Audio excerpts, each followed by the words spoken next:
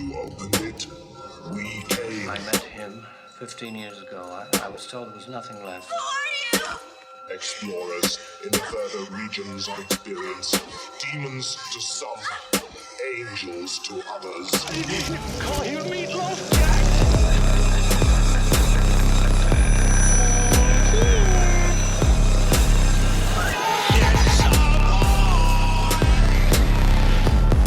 Surprise, Sydney. Come on, don't be chicken shit. Hello, everybody, and welcome to How I Met Your Monster, the show where we discuss the introductions to your favorite movie monsters. I'm Zach. I'm Danny. And I'm Casey. Guys, we made it. We made it. 50 episodes. Looks like Here we are. Every Hey, Phil. episode we've been like kids in the back being like, are we there yet? Are we there yet? We're there. We're there.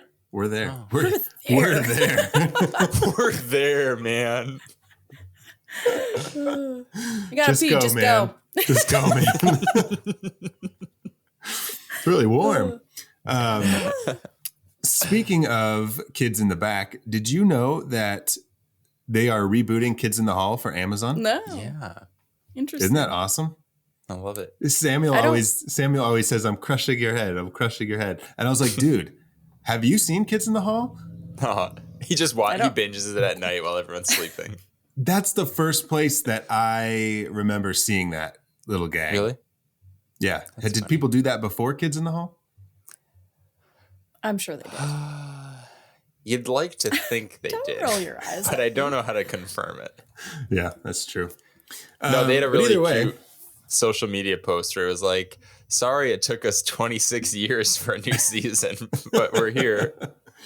That's funny. Those guys are so funny. Yeah. They always reminded me of, I don't know why, I always would watch it when I would stay home sick from school.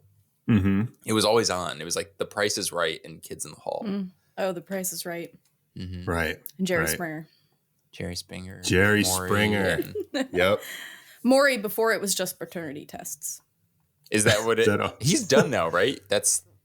Like I don't he know. I don't retired? think it's over, but for the last like 15 or 20 years, it's just been paternity tests. He retired 15 Like, years ago, but he's still on it. It's Just a doing broken paternity system. tests. I used to like the episodes that were like odd couples.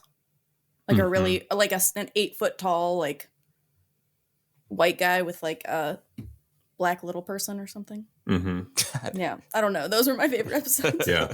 Strange Love. Yes. So, Danny, you went to Kids in the Hall improv school, right? What? Were they affiliated with? I went to the UCB, Upright Citizens Brigade. Upright Citizens Oh, Brigade. I'm yes. sorry. Yeah. I was No, thinking but Kids in the it's Hall. similar, Upright Citizens but- Brigade. Yeah. But yeah, because they had a show too, like in the early 2000s. Well, I wanna no say. wonder. Mhm. That was a funny show. That was a funny show. Mhm. Yeah, I'm trying to think. So that was Upright Citizens Brigade was, I don't know if it's, well, yeah, I guess founded by Amy Poehler, Tim Walsh, and two other comedians. And I can't Was think of Tina their Fey? names. Okay. I don't know if it was, I don't think it was Tina Fey. Oh, because I know her and Amy Poehler did. David stuff Wayne. together. Who founded? Michael David Wayne Showalter. seems like someone who would have. Who founded UCB? God, I didn't think this was going to like turn into a thing. Yeah. Like research and everything. Amy Poehler, Matt Walsh. Why did I say Tim Walsh? Amy Poehler, Matt Walsh, Matt Besser, and Ian Roberts. Okay. Okay. Okay. Well, So cool. we have them to thank We do. for UCB. UCB. They're like, is it UCB or UCB? But yeah, okay. 50th episode. What movie are we doing? What show are we? We watched a movie? Hang on. Episode 50. You'd think we have this down by now. What movie are we watching? I don't know. Did we watch? Because I We watched should a movie. slither into our memory to Ooh. recall what we watched. Slug. None of us remember. None of us know the name of the movie. I was trying to think of like a clever way to work slug into like a sentence, and Casey just says slug. Because I couldn't think of one either. But we watched Yeah. James Gunn's directorial debut. Was it his directorial? Feature directorial debut, Slither from 2006. Yes. And Yeah. Chef's Kiss. Yeah. Chef's Kiss. It's Yeah. so I'm really gross. happy. Why are you happy? Well, I'm just like after last week and being forced to watch a movie that none of us wanted, none of us liked. Who forced you, Casey? I know. I'm not blaming To be anybody, honest, okay? I'd blame me for this one, you It's- guys. For the love of the show. Oh. Okay. And I just it was just a breath of fresh air to watch something that I knew that I liked. Mm-hmm. And yeah. Yeah, Have you this is guys like seen it's this? a clean, mean slug swallowing machine. As they Clean. say. Yeah. Mine. I guess it's not clean. It's actually it's very grimy kind of movie. It's a non-clean, Yeah. mean It's a slug clean. guzzling machine. That That makes it sound gross. Have you guys seen this before? Multiple times? I know you guys have seen it before, but have you watched it a lot? Just Yes. once when it came out. Okay, that was the same with me too. So it was kind of like a new viewing, even though I kind of knew basic, a lot of the big gags and stuff like that. But it was Yeah, this basically is like a a new regular viewing. watch for me. Really? Yeah, Oh yeah. Oh, I'm I Yeah, glad. think it's very gonna- nostalgic. My brother and I loved it, so we watched it a lot together. My friend Sam and I mean, still to this day, like say I'm so fucking hungry, Bill, when we're hungry, So That's cute. but she's something's wrong with me. I'm so fucking hungry, Bill. What's going on here, exactly? I'm so fucking hungry, Bill. I'm so hungry. I never knew anyone could be so hungry. Do you mind handing me a piece of that possum over there? Just a little bit. Dude. Yeah, Would we you had mind talked handing about me this. a piece of that possum over there? Well, you asked me, you were like, Danny, why are you so okay with this movie? Because I'm like open about how I get grossed out easily. Yeah. But there's something about, it's gross. Like there's some parts where this is the kind of movie where I'm not going to sit down and like eat lunch while I'm watching it. Cause it's just, I could. it's like just puts a bad taste in your mouth. You would. Casey specifically cannot watch it unless she's eating lunch. Yeah. Actually, I was eating something because I remember not being able to take notes during part of it because I was eating. You would eat something like really greasy, like a little I was like eating slimy. cinnamon rolls. She was eating spaghetti. Ew. No, cinnamon rolls. Nothing So that makes a it's- squish sound when you put your fork into it should be eaten during Slither. So before we get into Slither, Or before it gets into us. have you guys watched anything else this week that's worth mentioning? Yeah. Oh boy. Well, I mean, I think it is. I started another anime. Okay, what is it? It's called Dororo, not to be confused with the one that I watched a couple months ago called Doro Hey Doro. Doro Hey Doro. This is Hey Doro? Dororo. Dororo. Dororo. You're watching Hey Dora? Dora? Oh wait, it's not Hey Dora. the Explorer. Dora the Explorer. Yeah. I was thinking Hey Dude from Nickelodeon. Oh, You guys I was thinking remember of that Hey show? Arnold. Hey. I love Also Aaron. Nickelodeon. Tell Nickelodeon's us a like, little bit about this. Hey, dude. Hey, Arnold. Hey, Dora. What's it about? So it's like about this Japanese ruler who basically like sacrifices his firstborn child to a bunch of demons in order to become very powerful. And Okay. so his firstborn ends up basically being born with nothing but his like torso and his head. So he has no limbs, he doesn't have skin or eyes or ears or anything like that. Wait a second. It's like Hellraiser. He doesn't have skin? Listen, it's anime. No, I know, but that's what you said, right? Correct. He's just So- a pair of toenails first, and then So little he's by like little. stumbled upon So by this gross. like man that makes prosthetics and basically like rebuilds him. And he can see like auras and like colors of souls and stuff like that. Okay. That's cool. So he goes on a journey to defeat all of these demons, and each of them have taken a part of him. So when he kills one, like he gets pieces of his body back. Okay. That's cool. Yeah. Okay. Yeah. It's really cool. Is it a new show or has it been around a while? 2019, I think. And how many There's seasons only one is it? season. Just Is it one, like- 23 or 24 episodes. And that's it? You're going to get like an ending? I hope. Yeah. But who knows? It might be a show that they just made one season of and didn't finish it. That happens Gotcha. a lot, but I'm not sure. I didn't look into it before I started it. Yeah. Whatever happened? What about that other show that you watched, the other anime with the snake head, reptile head? The Doro Hedoro. Oh, that's that. Yeah. Oh, I see. Yeah. So that's the one that I was watching before. But yeah, I don't know if they have it. So the company that does it is in the middle of doing.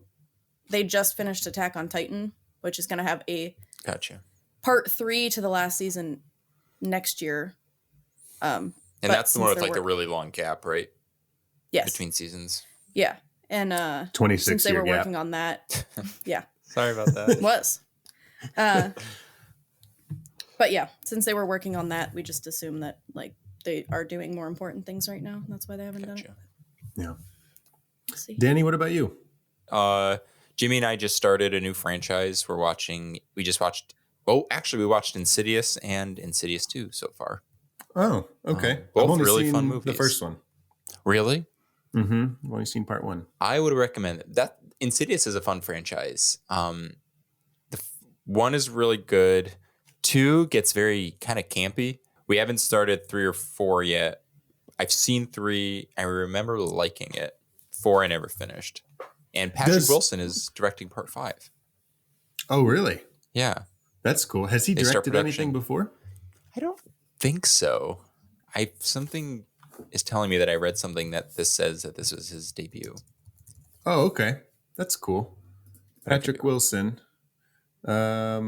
Insidious 5, pre-production, his only credit. That's awesome. Good for him. That He is deserves cool. it. Yeah. He's a really cool guy. Is it Insidious that has like somebody with like big teeth, like a big smile? He's got like something over his eyes. That's Conjuring 2. That's the Conjuring Crooked Man. 2. Yeah. The Crooked Man. Okay. Oh, you know what I started watching is season 2 of Cursed Films on Shudder. I Oh, think I had yeah. texted you guys about watching the Rosemary's Baby episode. It was really good. I kind of like Was it? season 2 even more than the season 1. What's it got Okay. on there? So far, they just have, at least like at the time that we're recording this, they just have 2 episodes. They've got Wizard of Oz and Rosemary's Baby. Mm. Yeah. I watched all of Rosemary's Baby. It was awesome. It was actually so insightful. There are things in there, like connections that they make, where they even like are like, okay, like if you look for a connection in something, you'll find a connection. Right. But the way they do it in this is so like, I can't imagine that it's just a coincidence in some cases because it's like too much. Like specific objects or like books are placed in the movie that I never noticed before. But like when they start drawing like how this connects to that, how this connects to that, it's like, oh shit, like that had to have been deliberate. Yeah. And I know I'm being vague, but like I don't want to like ruin it. It's really fun. I also won't do it justice. And I watched half of the Wizard of Oz one, but I haven't finished it yet. Okay. I'll have to That's check it pretty out. much it. Yeah, after we did our Rosemary's Baby episode, I had found some like 40-minute behind the scenes documentary thing. And we were talking about like John Cassavetes like being difficult for Roman Polanski and all that stuff. And they had this thing where I think it was Polanski was talking and he was like, John liked to wear sneakers. And like if he wasn't in his sneakers, he was like he just was grumpy. If he had to wear like dress shoes for a scene, he was just like difficult. And then like, he just like when he was in sneakers, he was like, okay. I just thought Weird. that was funny. Weird. Okay. Yeah. Some people need their coffee. Some people need their sneakers. There was this like schizophrenic killer from Philadelphia who believed that shoes were the answer to fixing the world. Shoes? Yeah. Yeah, he thought he was gonna change the world and make it a better place by making comfortable shoes. They're like, I mean, And then he hey, went, buddy, he went not to crazy bust and, your bubble, but killed a couple people. those exist already. comfy He's like, I shoes. have an idea. It's these things you put on your feet when you're walking to protect He them. originally He wants originally comfy tried to shoes. make shoes for hamsters and tried to do Oh, tests buddy. Oh, with guy. hamster shoes. Yeah. well, he wants comfortable shoes. He's still like, you look down at his shoes and he's still wearing like cobbler, like wooden block shoes. We're like, He's buddy, like- you just got to get a new pair. Just go get some Nikes, man. Yeah, what are you doing? You'll be fine. You haven't been out in a while, have you? No. Speaking of not being out in a while, last night I watched The Batman. Oh, did I tell you that I saw that a few weeks ago? Mm-mm. Oh. Have you both seen it? I mean, well, you've seen it. Have you seen it, Danny? Yes. What'd you guys think? It was pretty wild. It was pretty long. Yeah, so we started it like late. It was like Yeah. 9:30 or something, maybe 9:45 that we started it. And I was like, there was like a point, it was like I thought it was like halfway through. Yeah. And so I'm Yeah. like, oh, I need to take a quick break. And like I About a paused quarter. it and it said 1 hour watched, 2 hours and 56 minutes remaining, or 1 hour Yeah. and 56 minutes remaining. I was like, what? Yeah. yeah. I had no idea. But I liked it. There was parts of it that I didn't. There was lots of elements that I didn't like. For the most part, I liked it. I thought the performances were good. I loved the story. I loved like the idea of the story, but I didn't like the screenplay. Yeah. Like the actual like to me- dialogue and like Like the dialogue. It well, was like everything was either like really brooding, like yeah. every Well, that's every sentence, but it was like every single sentence for That was everybody one was like criticism I heard from people saying that. serious and dark. And then Yeah. if it wasn't that, it was like stupid. And I don't mean stupid in like the movie was stupid, but like the characters were stupid. Every Because now and it's then like Robert Pattinson like walks into a wall. He's like, oh, damn it. So stupid. People just trip. They're like, damn, Zach's like, I hate that. they're so stupid in this movie. But I parts felt like of it there was reminded, always a lot ahead. going on, but nothing at the same time somehow. yeah. Yeah. I could I appreciate think Paul it. Dano was perfect for that. Yeah. Like, that's Mhm. what I was most excited about, and that was probably the best part for me. But And what I could like kind of, I guess I could try to pinpoint my meaning of the word stupid. Do you guys remember, I'm going to say, Danny, do you remember the scene in Scream 2? No. Do you remember when Dewey and, oh my God, Gail. Randy. Start naming Oh my characters. God. Randy. Oh, when they're in the Dewey coffee and shop. Randy are in the coffee shop and they're talking and they're like, Yeah. so you think it's Derek or whatever. He's like, oh, so you think it's so instant. He's Yeah. like, oh, not so fast. And he's like, oh, so you think it's this. That's the way I felt in the Batman. They were like, he was working with Gordon and he was like, oh yeah, oh, so this is who you think it is. And then they'd get another clue and Batman would say something and Gordon's like, oh, so you think it's the Penguin. And then they'd get another clue and they'd be like, this person also is like this. Oh, so you think it's That's this funny. guy. And I was That's like, funny. oh my God. Well, I think that's one of those like, and I'm not gonna step in and like pretend that I know how to quote unquote improve a movie that everyone seems to like. but you do. There is, it's a long movie, and I'm not like a hardcore Batman fan, so I think that it has that, going against me. Yeah. I don't know, going against it. Yeah. For like just for me personally, because there were moments like, and I feel like that could have been fixed by just consolidating a few things, like lump that Like- together a little bit more, and then sort of there were moments in this movie that and then my only criticism, I guess, is I feel like things could have been happening simultaneously as opposed to like one after the other, just to kind of like make it feel a little bit more like, I don't know, like we weren't just going from scene to scene, like there was just some movement, like a little bit more fluidity, I guess. Yeah. Fluidity, Matt- I guess. Matt and I saw it. We were the only people in the theater, And so, like, usually I'm very respectful. I'm very quiet. I don't look at my phone. But this movie, I'm, like, so glad that we were the only people in theater because I was just like, ugh. Looking at the time. Just grunting. Like, we're like, dude, what the fuck? Because there's that 10-minute chase scene with him and the penguin. That scene I loved. No, it was so long. I was like, I get it. Well, I get it was long. And they're chasing him in the car. I get it. my only criticism with that scene was that I didn't know for most of it what was happening. Oh yeah, it was because so dark it was so and like fast and dark and raining and fast. Yeah. But then once they got into like the tight traffic and they were trying to, I thought that was cool. I was like, oh, that's interesting. The last 2 minutes of the 10-minute scene. Yeah. Yeah. And then at the very end when they're on the motorcycles and it just follows them around for like 4 minutes. You know what the also didn't need to happen? The style of the way that, you know, like we're talking about like storytelling and stuff. The style did kind of remind me a little bit of The Dead Zone, where it's like a detective solving like one case and then another one. But there is kind of like his dramatic through line, you know, like his like, you know, Bruce Wayne's like self-discovery of like understanding who he is, but doing it through those like, you know, like the vignettes like we would talk about with The Dead Zone. I don't know if that works, and I guess it's just subjective, but that's what at least like I tried to give it that. Felt episodic, basically. Okay, yeah, I get that. But you know, there's the movies where it's like I'll use Zodiac for an example. Casey, I'm not going to give anything away if you're ever going to watch it, but it's okay. I know they don't catch him. It's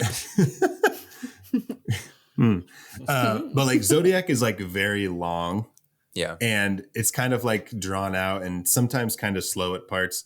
And then you can kind of, if you're like defending the movie or any movie, that doesn't have to be Zodiac, but if you're defending any movie and you're like, oh, well, that's what the filmmakers wanted you to think because that's how it felt to the characters. It was just long and drawn out. And I guess you could kind of say that about the Batman, where it's like going back to my previous criticism, where it's like, hey, what about this? And they're like, oh, so you think it's this? Oh, what about this? You think it's this? And it just goes on. Like, maybe that's what detective work is like. It's like, hey, we were onto this clue here. Oh, it didn't pan out. Something else came up. Yeah. Oh, but now this came up. Oh, so you think it's this? Let's go after it. Oh, nope, something else. So you could say, oh, that's what they wanted you to feel. But sometimes I feel like that's like a cop out. Yeah. I think the reason why it works so well in Zodiac is, like you said, it's based on a true story. But also because in a movie like this, I think there's just expectations that these are Batman characters. So even if there are like these lulls to make it feel grounded and real, you're still like, I am here for Batman though. Like I want to see like a little pizzazz, you know, like let's like get to it. But I didn't hate the movie by any means. Like I actually enjoyed it. Right.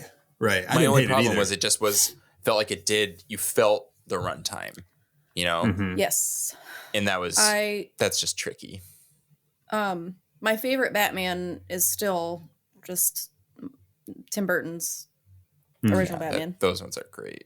I do like that they have Barry Keoghan. Is that how you pronounce his name? Yeah. Keegan? Is it? Oh, that's a good question, actually. I never thought. Who is he? Barry Keoghan. He was the Joker at Keoghan. I mean, he's Irish, so who knows? But they set him up to be the Joker in the next one, which will be cool because again, he's great. Yeah, he is great. Have you seen Killing of a Sacred Deer? I haven't watched it yet. Yeah. Oh, it's so good. He's so Is that like? Whoa. Would you consider that horror that we could do on here? It's definitely it's like fucked up. It's a thriller, I think. Yeah. But I mean, I think we could still do it because we're gonna do fucking Whiplash. That's true. Spoiler alert to anybody out there. We will do Whiplash on the show someday. And it's going to be great because is he a monster? Is he not a monster? We don't know, but spoiler alert. Whiplash. I have an opinion on this. Oh, wait. Is that the drumming movie? Mm-hmm. Yeah. Mm-hmm. What? The drums are the monster. The drums are the monster. When they come to life in the third act, you never see them coming. The monsters are blisters. Yeah. It's like Nightmare 3. They like come to life. They're like pulsing. Like, Yeah. Oh yeah. Ugh. God, that's so gross. But okay, we're here to talk about Slither. So, Oh yeah, I forgot. do you think it's time to meet our monster? Let's do it.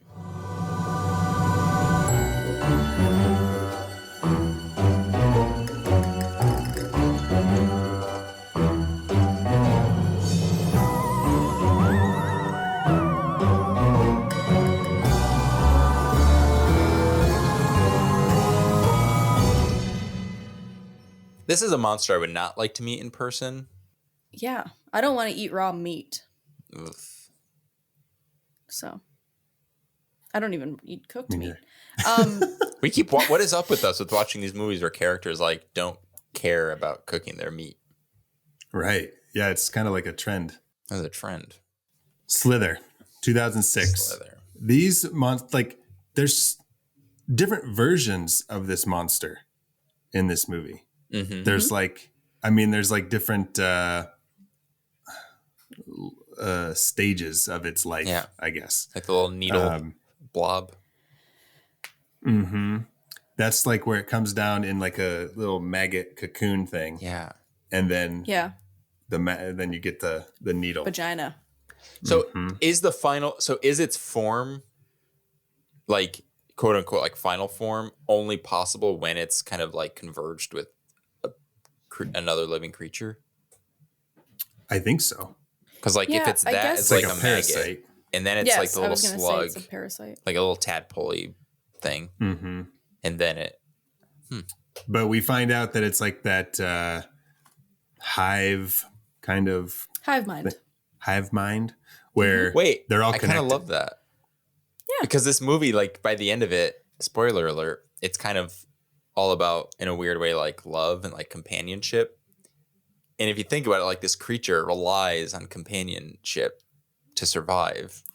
And I No. like, That's I a just great like, way to look at parasites, Danny. That's a great way. Um, Your glass is that- always half full, isn't it?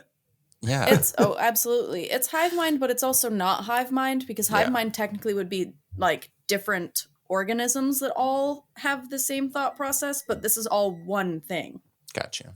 Okay. You know what I mean? Yeah. So it is and it isn't. They're like aspen trees, Yeah. where like the roots just grow and like.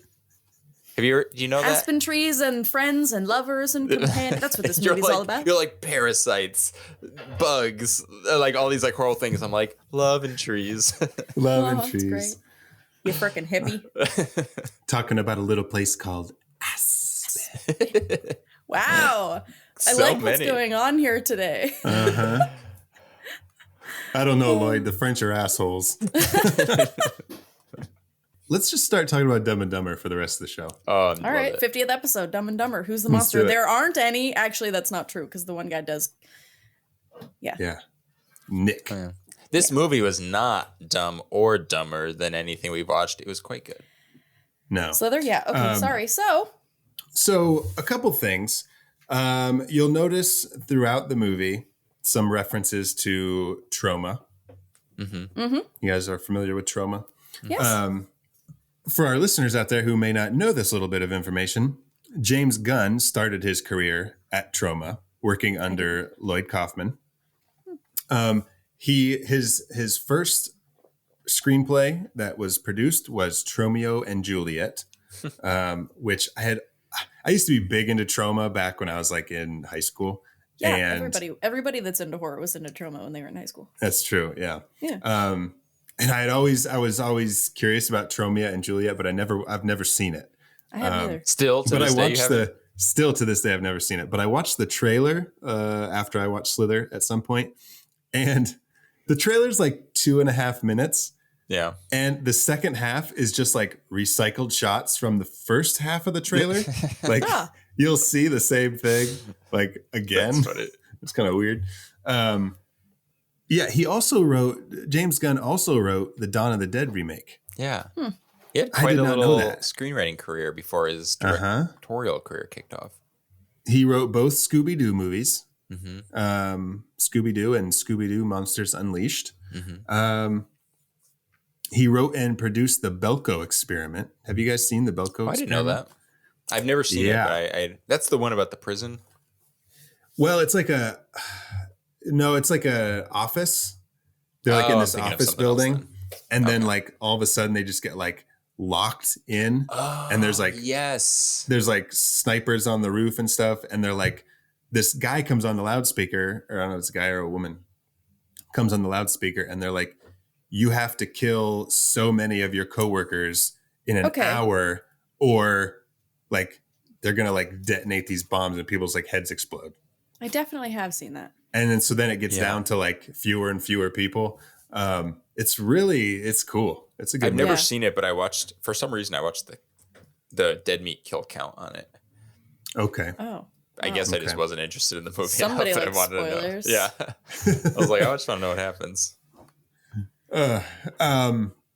But yeah, so James Gunn has had a pretty prolific career in the horror space. Good for him. Yeah. This movie, Casey, you'll appreciate this, had a production budget of around $15 million. Yes. I looked it up. Yeah. How much do you know how much it made? No, I did not look at how much it made. Probably not. I'm going to assume not that much. No. The worldwide gross was only $12.8 million. Mm-hmm. But afterwards, though, right? Did it make up for it?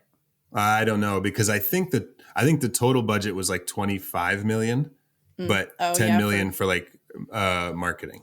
Yeah.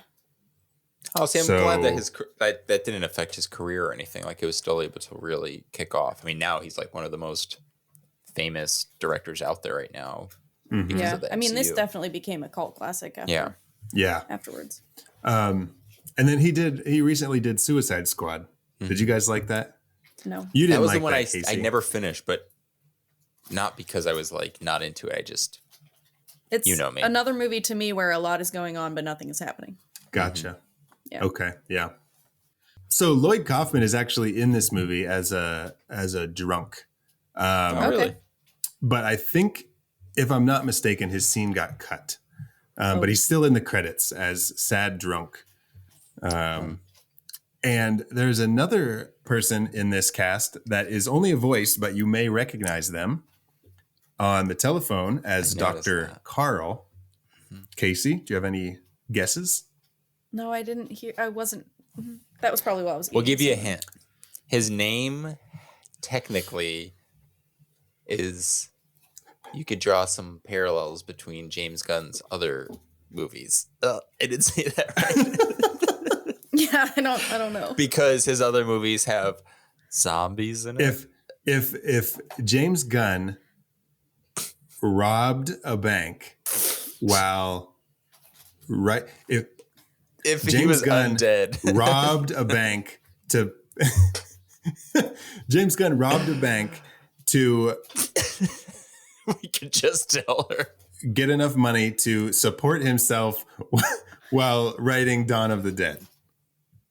He robbed a bank to get enough money to write Dawn of the Dead, which is about Rob Money. Rob Lowe. Yeah, it was the man's name Rob Money. This is fun though. Dog Day Afternoon. Oh, Al Pacino? No, I'm just kidding. I was trying to think of a bank robbery movie. Oh. So James Gunn robbed a bank while listening to the Cranberries. Okay, zombie, but what does that mean? But Rob Zombie. Yay! See, this is the kind of like deduction they needed in the Batman. They needed. I was gonna say we needed Yeah, the Batman for this. Yeah. Yeah. And we've got Michael Rooker as Grant, Oh yes, which I love. Michael Rooker.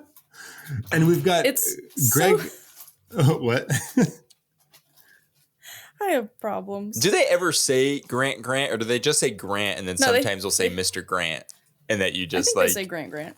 oh, I they don't do? know if they say it together, but there's one point where they're like Nathan Fillion's character Bill is like watching them from afar, from across the street, and the one other police officer, the woman police officer, is like something about like Margaret. You'd be pissed too if you had the first and if your name was the same, your first and last name were the same, or something. I don't know. I don't know why, but should I even admit this? I don't know. I think Michael Rooker is sexy in this movie for some reason. Like at the beginning or the end? I would argue that he gets sexier throughout the movie. I'm being serious. I'm not even Michael making Rooker's a a joke. hunk. There's something don't about him. know He's why. like, Do you like him when he's Especially got in Henry. Do you like him when he has the glasses on or when he takes hell his yeah. glasses off? because I you like it need when the he has glasses so that you have glasses on. something to like throw off.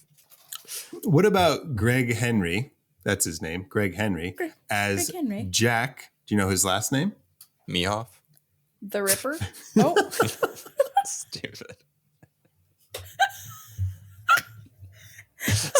Zach. Mehoff, Jack the Ripper. Jack McCready. Sorry. Jack McCready. Oh, the thing. McCready, the thing. All right. And there was also, well, we'll get into it. Hold on. Yeah. We're not even We're not even into it. into the movie yet. Take it down. Take it down a notch. But yeah, so we've talked a little bit about our parasitic monster that has many forms. And I'm sure we'll talk about them more as we get into the movie, as we always do. So let's get into it. What do you think? Yeah. Let's get into it.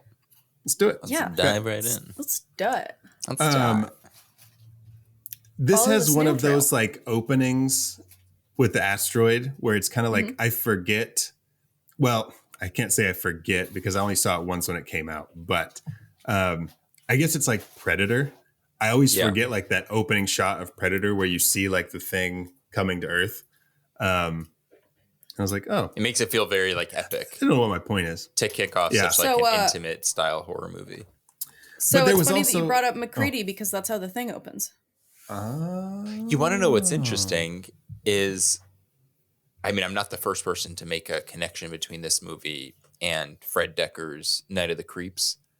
Yeah. But even that one Right. opens up where you're like in space and then you Right. become this like slug infused With those zombie goofy, movie. those goofy Oh my God. aliens. I never get used to it whenever I watch that movie, how silly I they know look. because it's such a good movie, but then it opens on that and you're like, huh? They look like, do you remember that alien movie from the 80s? It's like Invaders. Is it just called Invaders? It was like a kid alien movie. Here, you guys just talk amongst yourselves. But later, I do also notice a few other Predator type, I don't know if you'd call them references, but I noticed some Predator things later on that we'll get Predator to. things. Well, there are a lot of predators in this movie in general. Yes. Like some gross ass and- people. And this fucking, I think it's a bird that they're talking about, a whippoorwill? Whippoorwillow. Whippoorwillow. Yeah. Oh, in the opening scene? It's a bird. Yeah. I liked that little thing where he's like, he's scanning the speed. He's like, they go about that fast. And it's like quiet. And they're like, I didn't think they'd go that fast. Or I thought they'd be Well, they're faster or something. They're bored. There's Yeah. so much like in this movie. There is so much that just is like small town like humdrum bullshit. yeah, like even the characters are like people that I fucking knew Mm-hmm. Sure. growing up in Springfield. You know what I mean? Like all that. Yeah, where Right. was this movie set? Because I got like some vibes that it was like in the South, but then Yeah, it I think didn't it was look like South in the Carolina. South. Okay. Yeah, I saw one thing that said South Carolina and another thing said like Idaho. And I was like, that doesn't make sense because some of the things they say, well, even their accents are very Southern. Yeah, they're Southern accents. So I think South Carolina would make sense. Okay. but- So we get the intro. I mean, I guess it's not technically the official intro, but like you said with the thing, like it's that opening shot where you just like, there it is. Like, Yeah. I guess this movie though does have like a lot of like different monster intros because of all the different versions and the fact that like it gets taken Yeah. over. This would be a complicated one. Yeah. I mean, I don't want to spoil it, but I already know my favorite reveal. So we'll get to that. Well, yeah, we should all know our favorite reveals already.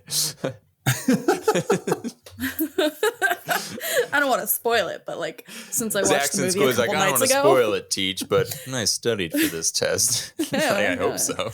I watched the movie. Okay. Yeah. No. Good point. Good point. I like Nathan Fillion's reveal. It's just like really simple. He's just like the first time you see him, he's got his hat over his eyes and he's like, Yeah. it's just a very like, I don't know, like Indiana Jones kind of Totally. like the hat and this. And, Mm-hmm. but he just like opens it up and he's there and you're like, that's our hero, like right there. Yeah. And he's just, Nathan Fillion is just like a cool, like, you just see him and you're like, hero. He is. I love him. That's him. I watched a panel with him and I don't know how to say his last name.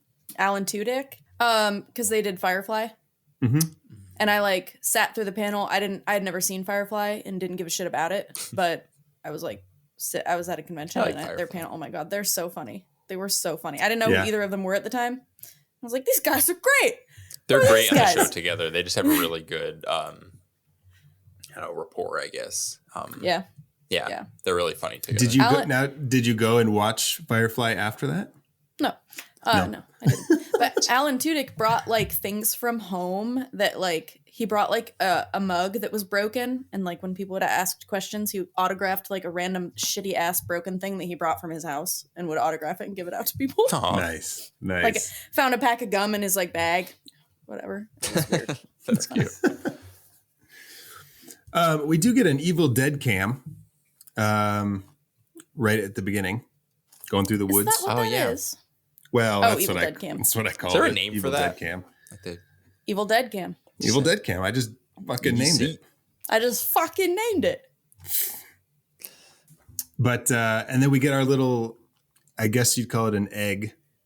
Well, I guess I called it an egg. which You can call it whatever you want, It but looked I like a call it- critter's egg. Mm-hmm. Like even like the outside of it and the way it was like cracked open and everything. Yeah. Because Man, I yes, love critters. listeners, there are different types of eggs out there. Mm-hmm. This was no alien egg. This was no chicken egg. This was a critter's egg. So get this. This I don't want to say it's my favorite part of the movie because this movie is fucking awesome. But when we first introduced to Jack, the mayor, Ugh. he pulls up. You know what I'm talking about, don't you, Casey? I just love him. Oh, Oh, gross. he pulls up and he's like I know. honking at that guy. Yes, In the background, did you guys notice the name of the store behind him? Oh. I didn't. Max Wren's Guns and Ammo. Wah, wah. Max Wren. Who the fuck is Max Ren? James Woods, Videodrome. Oh, is it? Oh God, we suck at this. Sorry, Zach. Listen, 50 episodes, 50 movies. Wires get crossed. It's gonna happen. Yes. So the store behind him is called Max Wren's Guns and Ammo. And Oh, I just that's thought that fun. was fucking cool. That's That is cute. cool. I thought because we were talking about Evil Dead, you were gonna say it was S Smart. S Smart. Shop Shop Smart. Smart. Shop S Smart. I guess the intro to the mayor is a monster intro. Oh yeah. Yeah. He's kind of Just a like prick. gross goon. Mhm. I don't like him. Mm-mm. He's the kind of guy who will, But like, He's so funny. but he'll He like is be a douche so in public and then act like funny. he wasn't just a douche in public. Yeah. He says something later on in the movie that I just like bursted out laughing. And I don't know. Yeah. I Oh, can't he's definitely one of my favorite parts of this movie. Really? remember. Yes, he's so fucking funny. I mean, yeah, He's he was hilarious. enjoyable, but I have trouble. Like, I'm like boring. I just want to watch the hero be a hero. So like when Yeah, someone's just no. being a twat, I'm just like, die, just faster, No. sooner. I love that. Not like in real life, he's- just like in the movie, because I know Yeah. he's gonna die. So like, let's Yeah. get to it. he's gross and he's terrible, but he's so funny. He does have some good lines. He's so funny. So wait, Zach, what was the Anyway. line you like? You don't remember it, or Yeah, I don't remember. Did I write it down? Probably see. not. Son of a bitch. Speaking of favorite lines, I really do like it when Michael Rooker makes fun of his initials on the tray Oh, the BM. because he says BM Oh. like a piece of shit. He's like, you're a turd. It's like so rude. We're gonna come back to that. We're gonna. I know. back I'm to sorry. Go ahead. That. Oh no, it's fine. I just have strong feelings about that scene. We get Elizabeth Banks as Yeah. Starla Grant, being lusted after by teen boys. By everybody. By everybody. We love Elizabeth Banks. We do. Great. Yeah, we get some setup about how people are sort of judging her for, marrying Grant for money because there's a big age difference. But Bill sort of like defends her, and he's like, no, like she was going through some hard shit. He came into her life and they're happy. Like, let's not make assumptions. Because we do have some sort of setup that Bill and Starla sort of had a setup to a potential relationship that never went anywhere.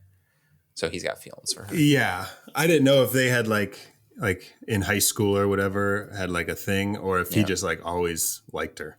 I don't know. I saw it as like they were just like really close friends, and it was just like they just never crossed that threshold into love. Mm-hmm. That was the original name of this movie. The Threshold, of Love. Threshold of Love. Did you guys notice James Gunn in there? Yeah. Little cameo. I thought he was, because I forgot about that. I thought he was going to be more of a character later, but. No, when? I saw his brother. Oh, yeah, his brother's in it. Later on. But right at the beginning when Elizabeth Banks is coming out of school and Grant comes to pick her up, and pick her up is a term used loosely. He kind of just like drags her away. But she's talking to a guy named Hank, and that's James Gunn. Oh, was it? I didn't even realize it was him. Who did his brother play? I didn't see him until the end. I saw him. That's all. That's the only part he's in. Is he's part of the. Oh, he's just like one part of the people. Part of the party. He's part a party. yeah, he's a party goer. Yeah, fun party. He's part of that like weird slug orgy at the end. Slug orgy. Oh, like God, a I was bloody getting like slug orgy. Like a mucusy bloody What's slug wrong, Zach? orgy. Danny just grossed me out. Oh, Danny grossed you out? Yes. Mm-hmm. Why? Because I was said referring to blood the orgy. mucusy bloody Blood slug orgy. Yeah, so we just get we see the relationship.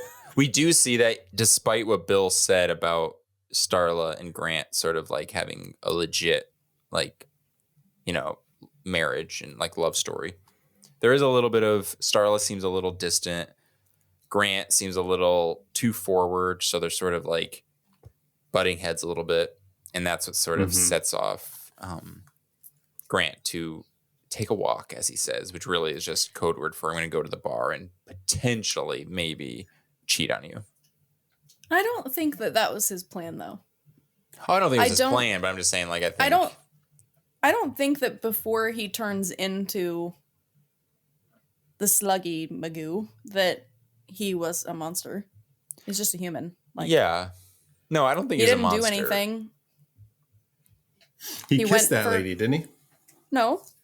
No, I'm pretty sure they kissed. She went to kiss him and he said, I have to go. I'm not going to do this. Starla's at home. He almost made a mistake and he didn't do it. He's a human. I wouldn't say he was a monster, but I would say that the way he was, I don't know, the way he was treating Starla maybe wasn't the best recipe for success for their relationship. Like, yeah, but don't get so mad that your partner doesn't want to have sex. Maybe you should talk about it. Maybe you should, give them some space. If it did felt a little bit like you are my wife, do what come to bed now. Everything was like physical. Like that's just but also I don't think he was a monster.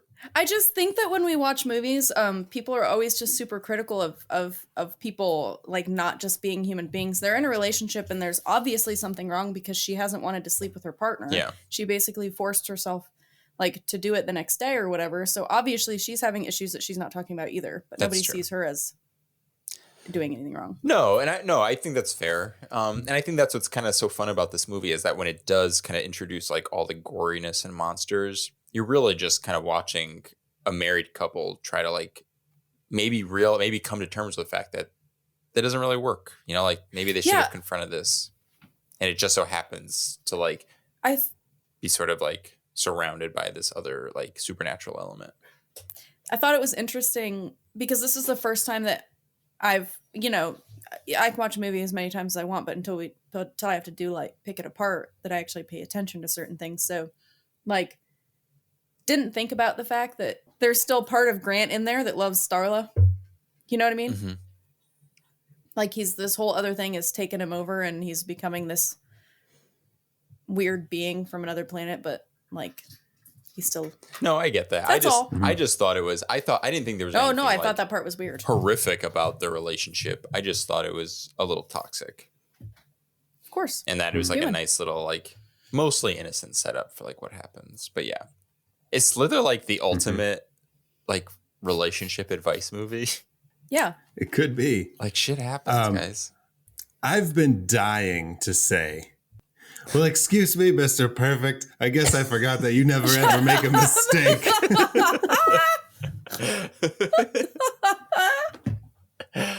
Oh, what is this episode? I'm sorry. These references are no, it's okay. amazing. They're all Dumb and Dumber. I love it. I love it. I love it.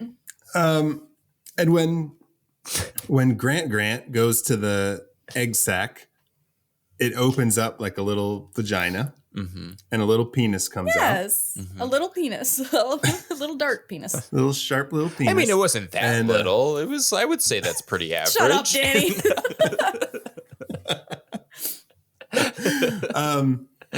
But it's so. This is where our nastiness begins because it shoots them, and it doesn't like. I thought it was just gonna like poke him like a porcupine thing, but it goes all the way in. Yeah, It does. And up That's what into she his said. brain. Sorry. What I love about this scene, my favorite part of this scene, hands down, the X-ray vision. Oh yeah, I do like that part.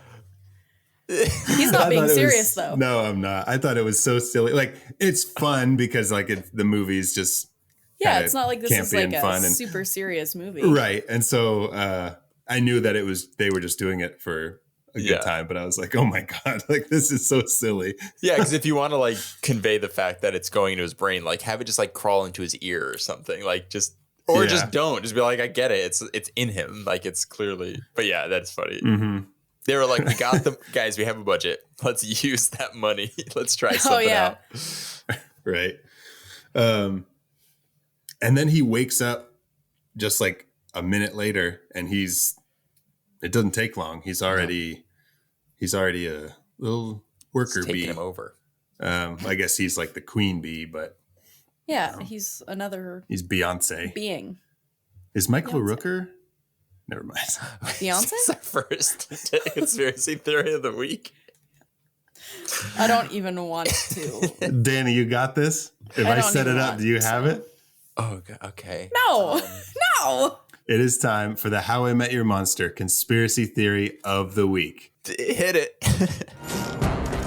Telling me that NASA is going to kill the President of the United States with an earthquake. Not exactly the kind of thing a Secret Service agent can like just throw himself on top of. The whole Vietnam War was fought over a bet. Howard Hughes lost to Aristotle Onassis. This is our third issue this year. Conspiracy theory. So in this movie, the creatures come from space and like parasites, they take over the human bodies. And although I know we decided technically they don't have a traditional hive mind, there is sort of a foundation for a hive mind mentality. And it just so happens that Beyonce has her beehive of fans. So Michael Rooker is the reason Beyonce has her fan base. No. The reason that this Beyonce movie. has her fan base is because of Destiny's Child, okay? That's fair. But it was That's destiny. fair, Danny. I think she got you. But it was destiny that he was the child of this alien race that took over the human species. Nailed And it. thus, Beyonce. Flawless. We did it. Flawless. You got it. There's no holes in that. None. Wait, let me Solid. think. Solid no, there's no conspiracy. holes. Let me knock on it. Oh, that's solid. I'm retiring, you guys. How much meat do you guys keep in your fridge? Not that much. How much you could replace meat with just fresh food? How much fresh food do you keep in your fridge? Just enough that won't go bad. You know? Yeah. I like to time I've got it. a bag of grapes. Yeah. A bag of carrots. Some celery. salad. A few veggies. Mm-hmm. Would you guys be able to, Casey, pretend it's tofu? Would you be able to eat all that meat in the time it takes for it to go bad? Well, tofu has quite a long shelf life. The technicalities in this episode. The answer is no.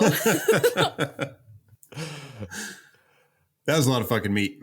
Another thing that I say on a regular basis. That's a lot of fucking meat. I say meat Oh, like yeah, Grant. meat. Meat.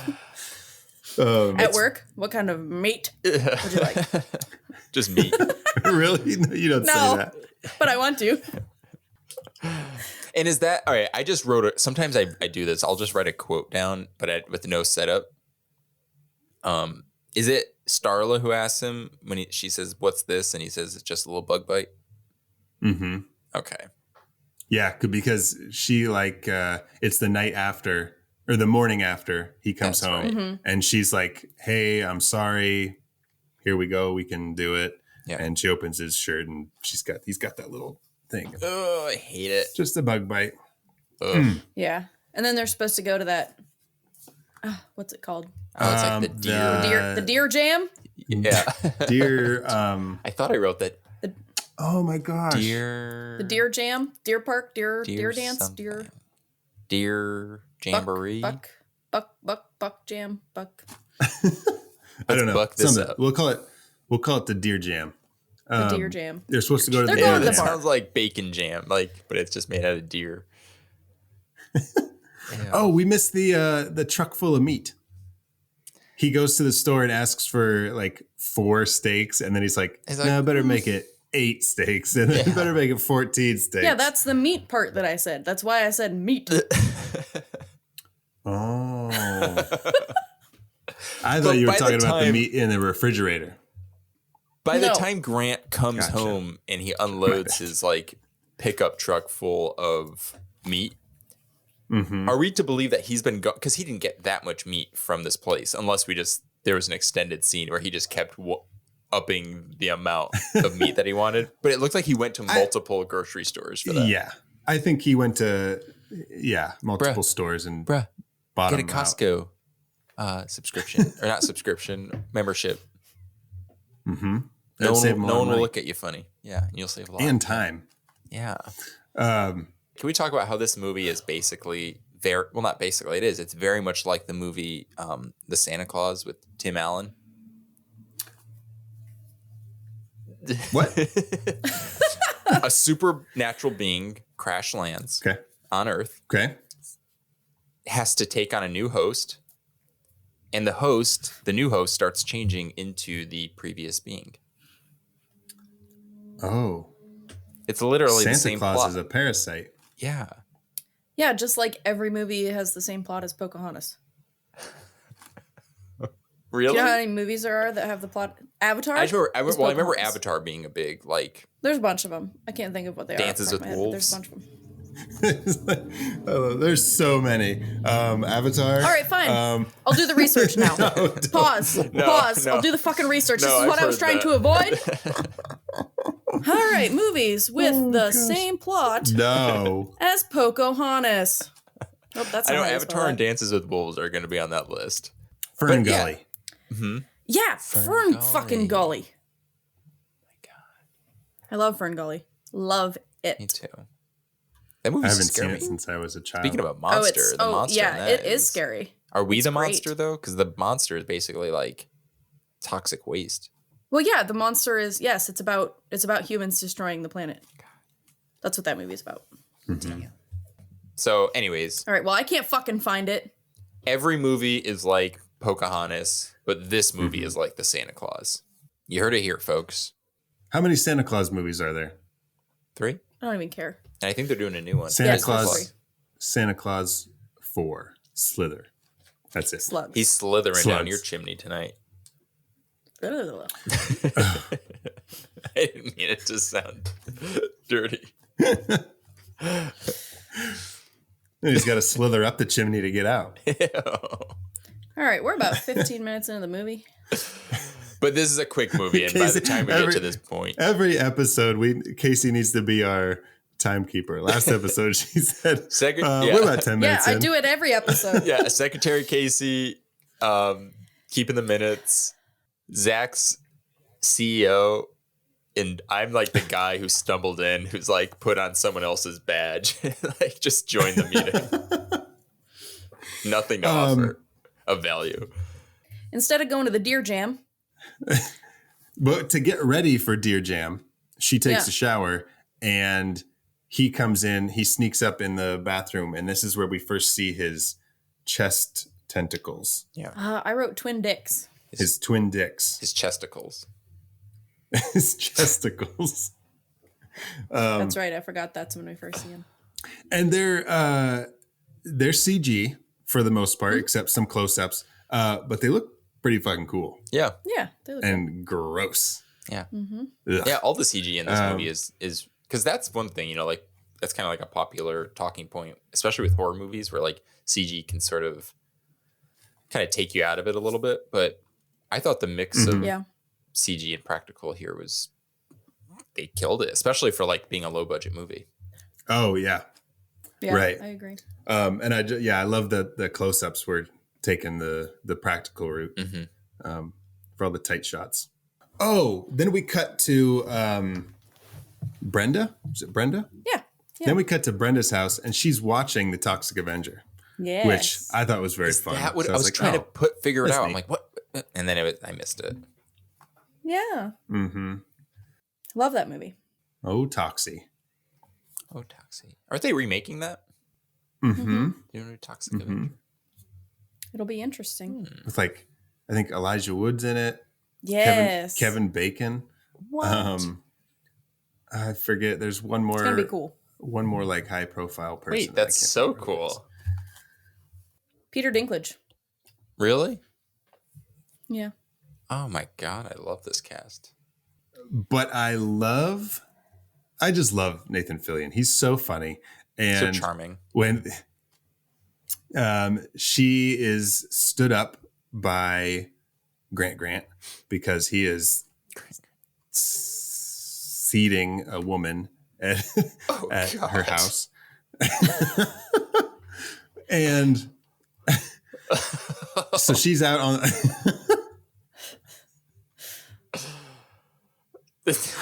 he's tube seating her. Oh, good Lord. Grant is tube seating Brenda. And so committed to this term.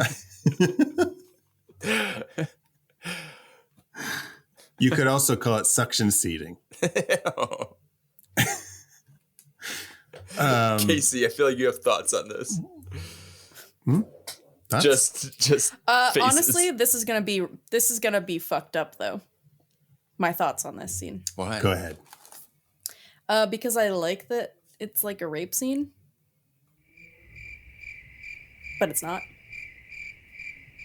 You like it? Yes, because it's like super uncomfortable, but it's not actually a rape scene. No, I get what you're saying because it is. It's like kind of like juxtaposing like the bizarre with reality. That's right. That's right. All the uncomfortableness, but she's not actually being raped. She's being tube seated. She's being tube seated. Oh God. No, but I get what you're saying though, and I agree. I thought that the way that they handled that just makes it that much more disturbing. Yes, it does. That's why I like it. Me, Casey. Disturbing. Did you forget your last anyway. name? I don't know. I was trying to make a. Casey likes disturbing things, Brewer. I don't know. So when Starla is feeling sad, she goes out to the porch, the patio deck to be by herself, and Bill's like, oh, she's going out to be by herself. This is the perfect time to go bug her. And he goes out, and I love that he's like, just trying to catch a buzz, but it's not working. Like, it's probably because I have too much muscle mass. Oh yeah, it's stupid. And I was like, he's so just like innocent, I guess, and just like sweet. I do love that they funny. set him up because they're at like this like deer hunting rally, and he's just like talking about how he's basically anti-hunting. So it's like a cute little line just to be like, don't worry, he's not like them. Just that one little line just gets him off the hook. Yeah. And then we do cut back. I don't know if it intercuts or we just. Oh, it does because then we do the big countdown at the deer jamboree thing, and we keep cutting back and forth to the tube seating, and it's like gross. Yeah, it's really uncomfortable because that's where we get like a close up of one of the tubes like coming out of his chest, and so it's all practical and it's just like slimy and. Ugh. Because he's just impregnating her. It's just it's so because then he just like sits back and like enjoys it, and she's like convulsing. Ugh. So when he does that to her, does it affect her brain? Because when she's in the barn, I know she's just like different because she's so hungry, but she seems so like emotionally removed from like how insane this all is. Yeah, I kind of had the same thought because she's talking just like, "Hey, I'm just hungry. Like, help me, feed me."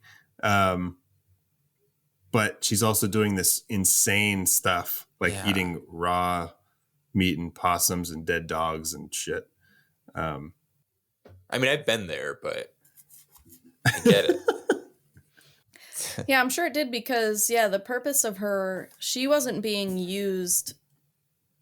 She was being used strictly to, like, grow all of the slugs inside. Mm-hmm.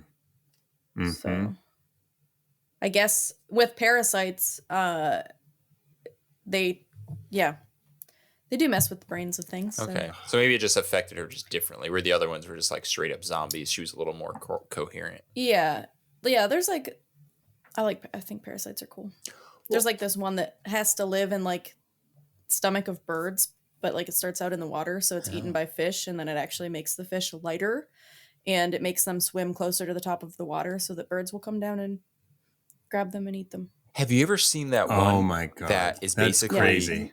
It's basically like turns ants into zombies, where it like grows into their head, and it just like grows out of them, and it controls them. Yeah.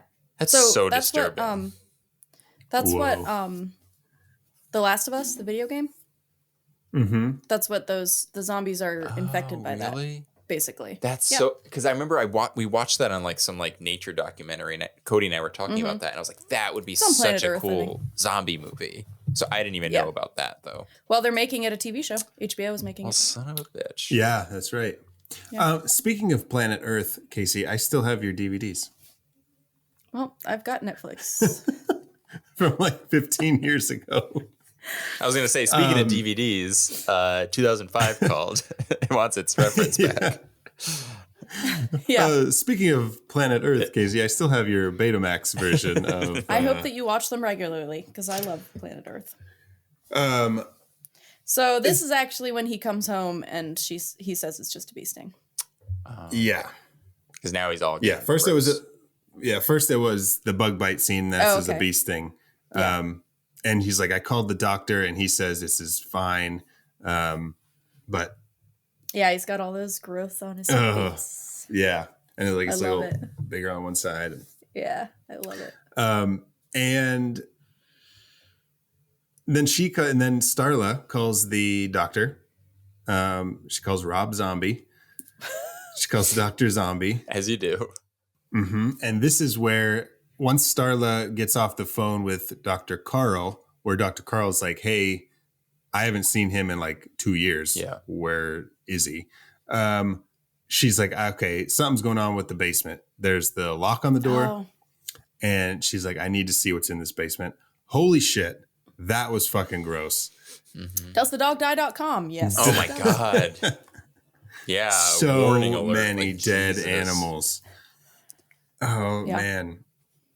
Yeah, because earlier, like a couple scenes before that, she's driving. You see like that wall plastered with missing dog signs. Missing dogs. And that's where they are.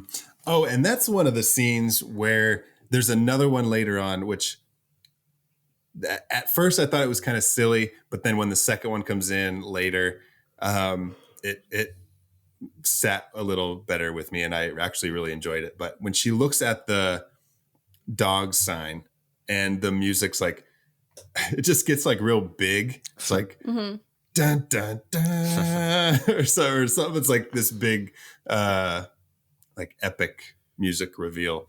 And they also do it later when actually not too far from this point when Bill and the cops chase Grant out of the house. And they're like standing by the pool, and then like the camera does go on a big jib and just goes up, and it's just this big wide shot, and the music's like dun dun dun.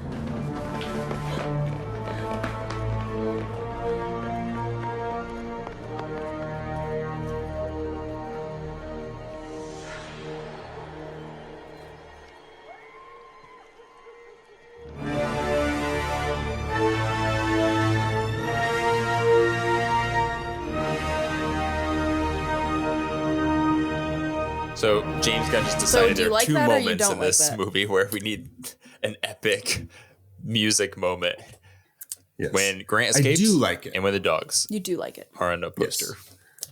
Yes. Yeah, when she comes upstairs, then he's you get a shot of him through the window.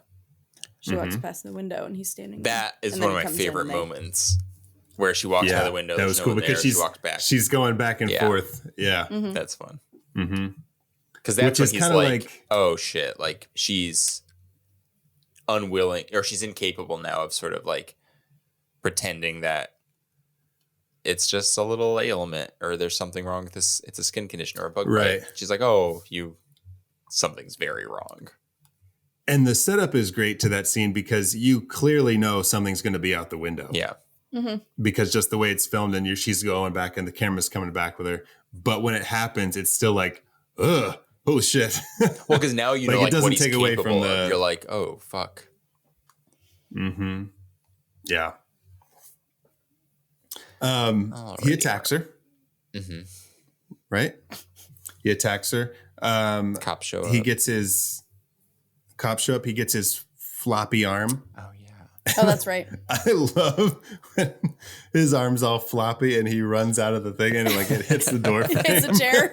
Or the chair. Just like bleh. Oh yeah, it's gross. We get our first introduction to the police receptionist, played by Jenna Fisher, Oh yeah. Pam. So aka great. Pam. Does anybody know her real name? I can't believe you do. Jenna Just Fisher. Pam. I'm just kidding. Oh, yeah, and Jenna Fisher. John Jenna Fisher and James Gunn were married for like 8 years, No shit. Oh, were they? from 2000 to 2008.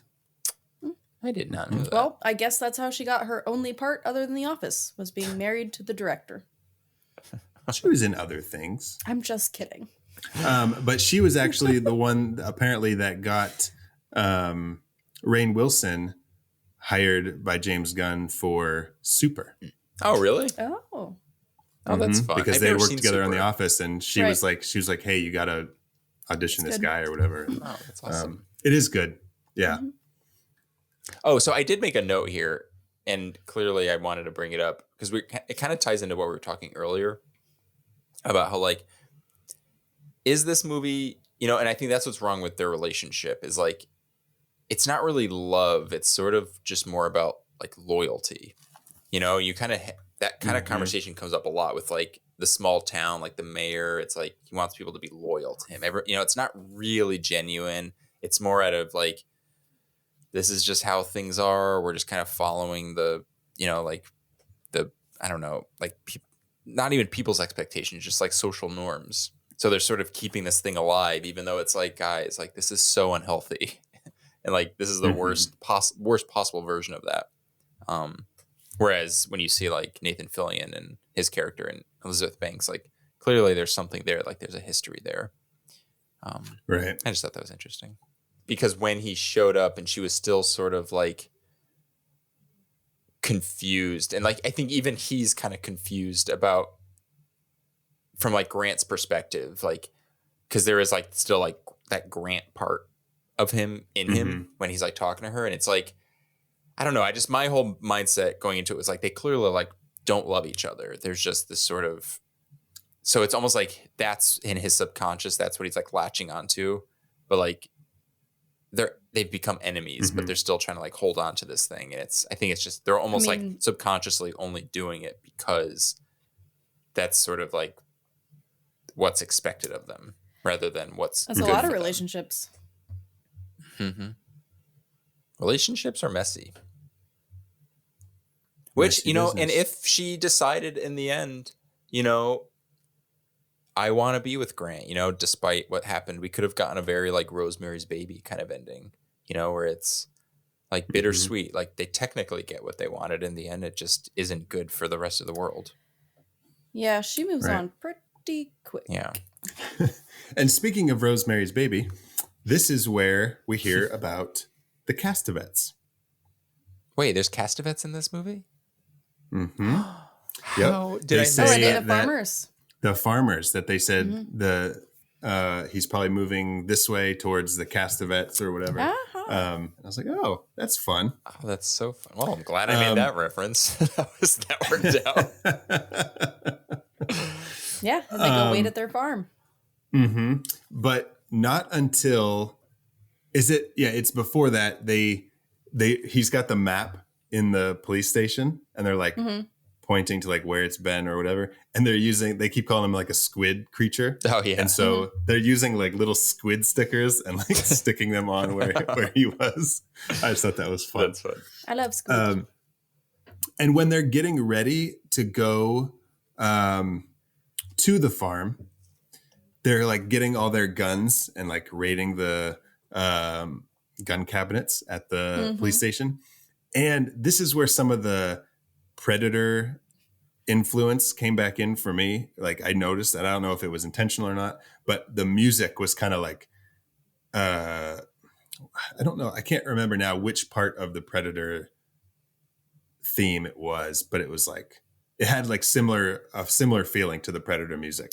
And then I was thinking, also when he gets shot with the little needle dick thing in his chest, it makes like before it shoots him, it makes like a Predator growl kind of noise. That was my Predator. A rattle.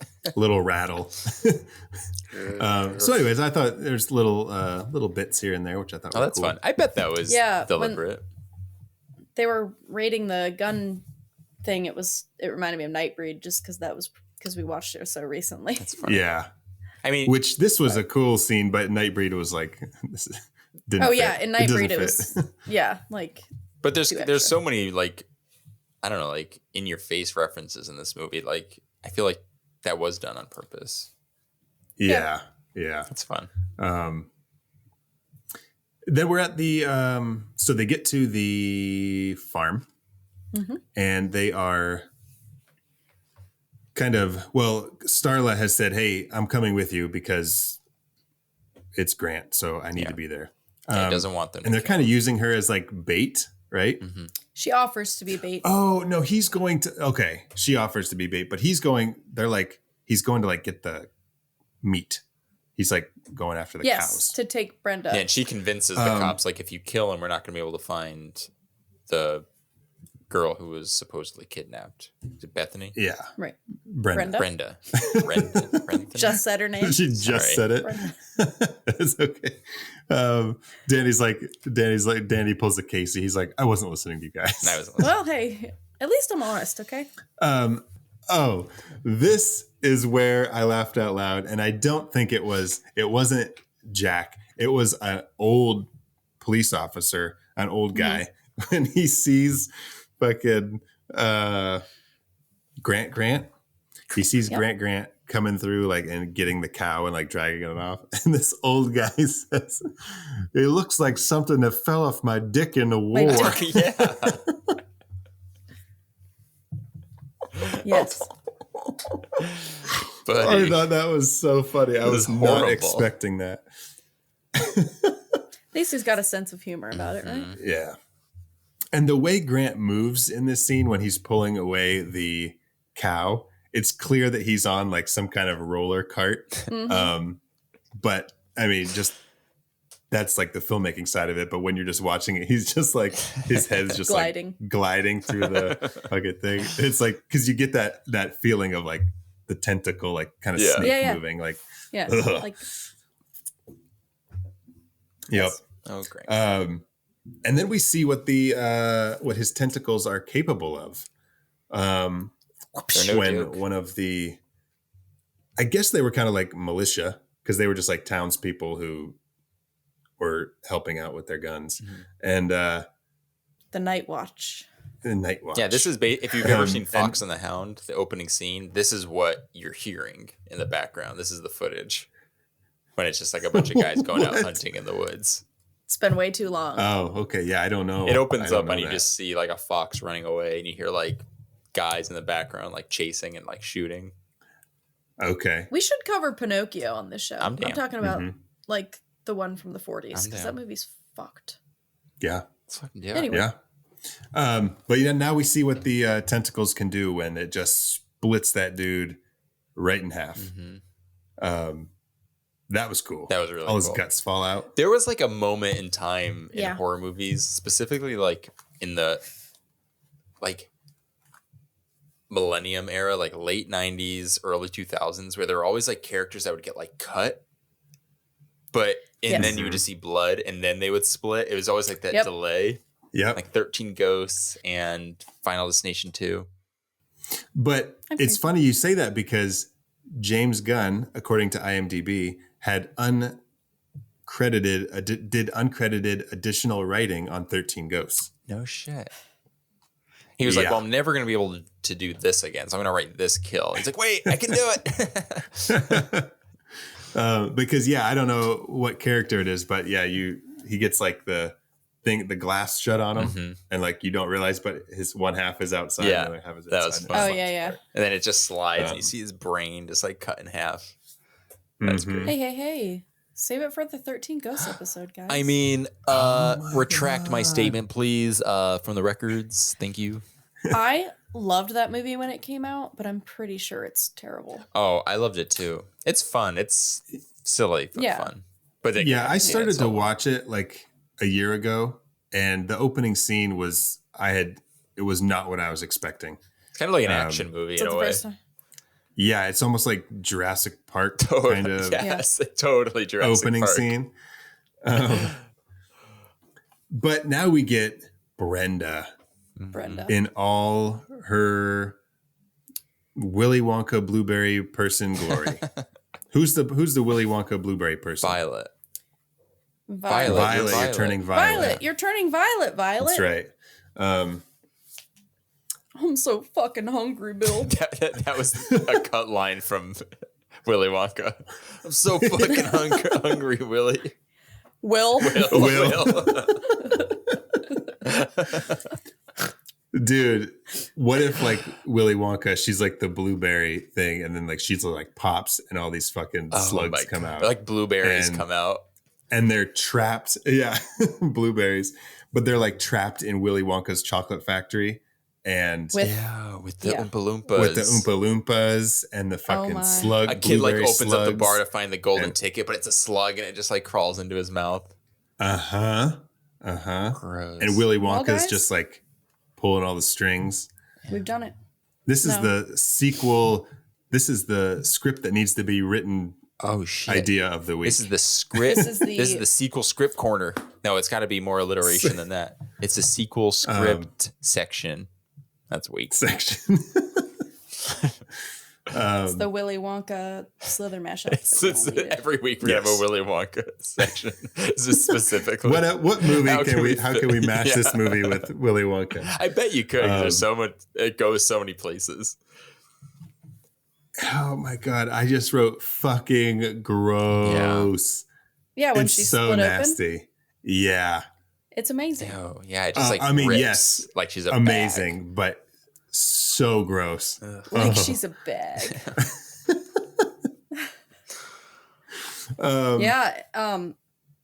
And even when it covers them and like they have to hold their mouths closed, and it just they get swarmed by the things.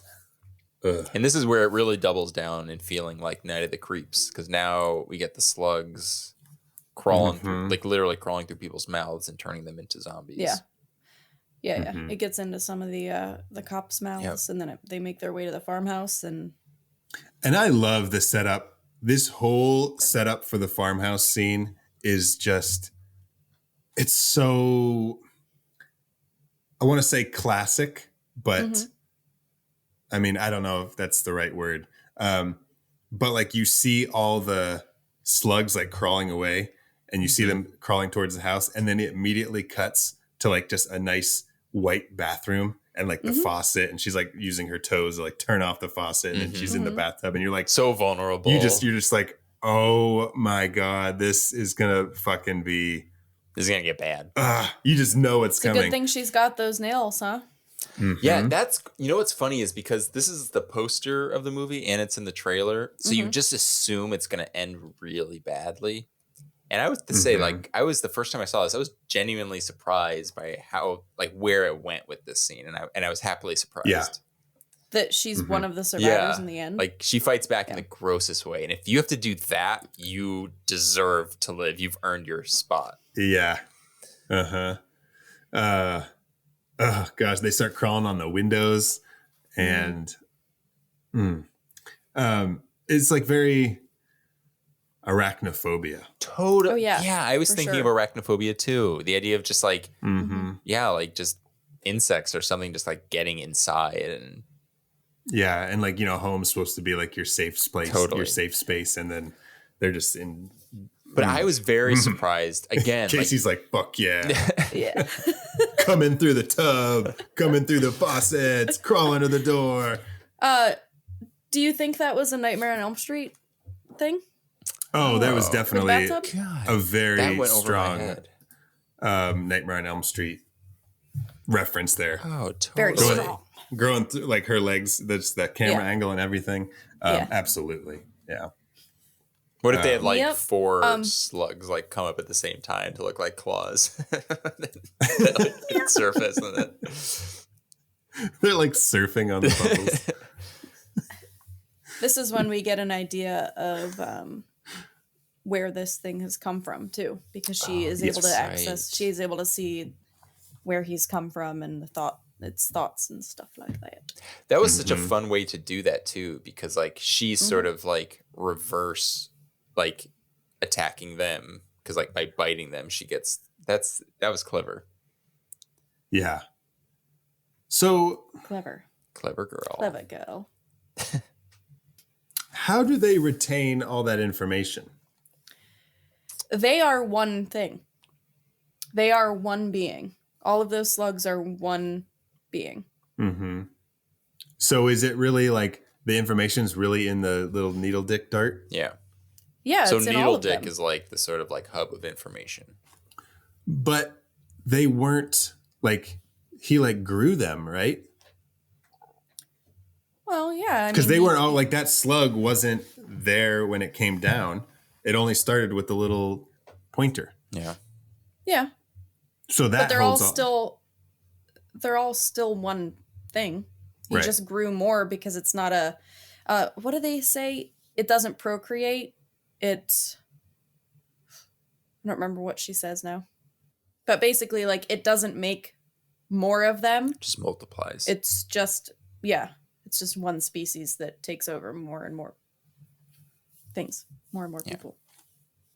So what happens when all the slugs that came out of Brenda find a home in somebody's body? It just like just grows then even more. he can just seed his shit into another person to grow more of them. Right. Because it was because there were other people in town who got seeded, who were like eating flesh, and they were like talking about how hungry they were. Yeah. Oh, right. But so I don't know if they were also going to be slugged. even more. Like, can you seed a slugged victim? Probably. Why not? I guess so. So it's sort of like almost endless. It'd probably be better. Yeah, like super. To seed a slugged victim. Super zombies. Super slugs. Look at it. Sounds like a 90s toy. Yeah. But also, if you were to Super seed, if you were to jump action. If you were to seed a slugged person already, then they would just let you do it. So yeah, of course. So Why it's wouldn't like you do that? consensual seeding. Because they're you. Seed me, Seymour. There's no consent. They're all the same person. They're all the same being. Yeah. So Could you wait, seed yourself? is that incest or Well, it's not. It's masturbation. But you can't. Well, there's only one with the seed tubes. There's only one with the seed tubes because that was the little pointer that went in them. Everybody else is just going to get big and have more slugs. Right. That's what we mean. But they're still him. They're still part of him. Oh, because they're all connected. Yeah. Gotcha. So essentially he's masturbating. Wow. All right. Gross. Mm-hmm. Glad that we talk about the important facts here. Safe sex is important. The younger sisters are reading Goosebumps. Yeah, I love that. Mm-hmm. I also love how fucked up this scene gets. Like it totally flips the script, so to speak, where you think she's going to be the victim and that there's no way they're going to hurt the kids. But the opposite happens. I also love that James Gunn is very like clear about his views on the world. Like all of his heroes don't like hunting, you know, she's talking about like climate and those are the characters who survive where everyone else, he's like, fuck them. He's like, like you're going to die. Like, I don't care. He made it political and I didn't even realize. Well, yeah. And he doesn't have a problem with fucking kids up because Dawn of the Dead. Oh, that's right. The opening scene. It's like the first zombie. It's a little girl. That's like the zombie. Right. Yeah. Yeah. And she's just like rabid. Yep. Oh, and then she finally makes it out of the house and she gets into the car and all the slugs cover more it arachnophobia until the screen goes black. I just love that. That was so cool. Yeah. It just starts out with shadows and then it just goes to black. Yeah. Why do I have my notes say it smells like rotten mayonnaise in here? Oh, that's there is nothing grosser in this movie than that line. That movie made me. I literally. It's so funny. I'm happy you're bringing it up because it was one of those lines I didn't even want to write because I was just like too much. What's it in reference to? I don't remember. Says it smells like rotten mayonnaise in here. After who does? I think it's the mayor. Oh, of course it's the mayor. It checks out. I could be wrong, but I'm pretty sure it's him. When they're like dragging the bodies out to the I think it's because after she explodes, it's like just that smell. So she just smells like rotten mayonnaise. Oh my god, that's amazing. Yeah, because they go back and the cops start talking to Starla as Grant. So that's when we first think that it's like before we know the full spectrum of what it is, but we know that it's all connected. And this is the calm before the storm because we still don't know like what the slugs are going to do until eventually the cops start like standing up and they clearly look like something's wrong with them, but they're kind of like conscious and like communicating, but then clearly something's wrong. And they don't want to kill him yet because because they're like, we don't know. But then they get Margaret, the cop. Yeah. And then spoiler alert, there's not just slugs, there's also goo. Oh yeah. Spit. Like the green acid spit stuff. Yeah, what does the spit do? Because it kind of just like made her boil up. Like what's in the spit? Because it's not like acid where it's just killing her. Is it transforming her? Huh? Well, just I don't know. Like that they didn't her neck got real big and then split open. Oh, it did split open? I think so. Oh, I missed that then. Okay. Well, okay. So it's just more of a weapon. I thought I just saw her like expanding. Oh. Yeah, I don't remember. I thought it opened up, but I could be wrong. And that's when Starla, we see that we had that set up that she's a badass. She can take care of herself. And then we see it. She pulls out that shotgun and she's like, I'll fucking shoot you. Yeah. And then she does after they attack the cop. And then we see that Wally's got a freaking slug in his head. Wait. Never mind. What? Slugs are also, bullets for shotguns. Ooh, double entendre. A double entendre. Is that what that is? I don't know. Kind of, yeah. It's when something means You two sounded different smart, things. though. Thank you.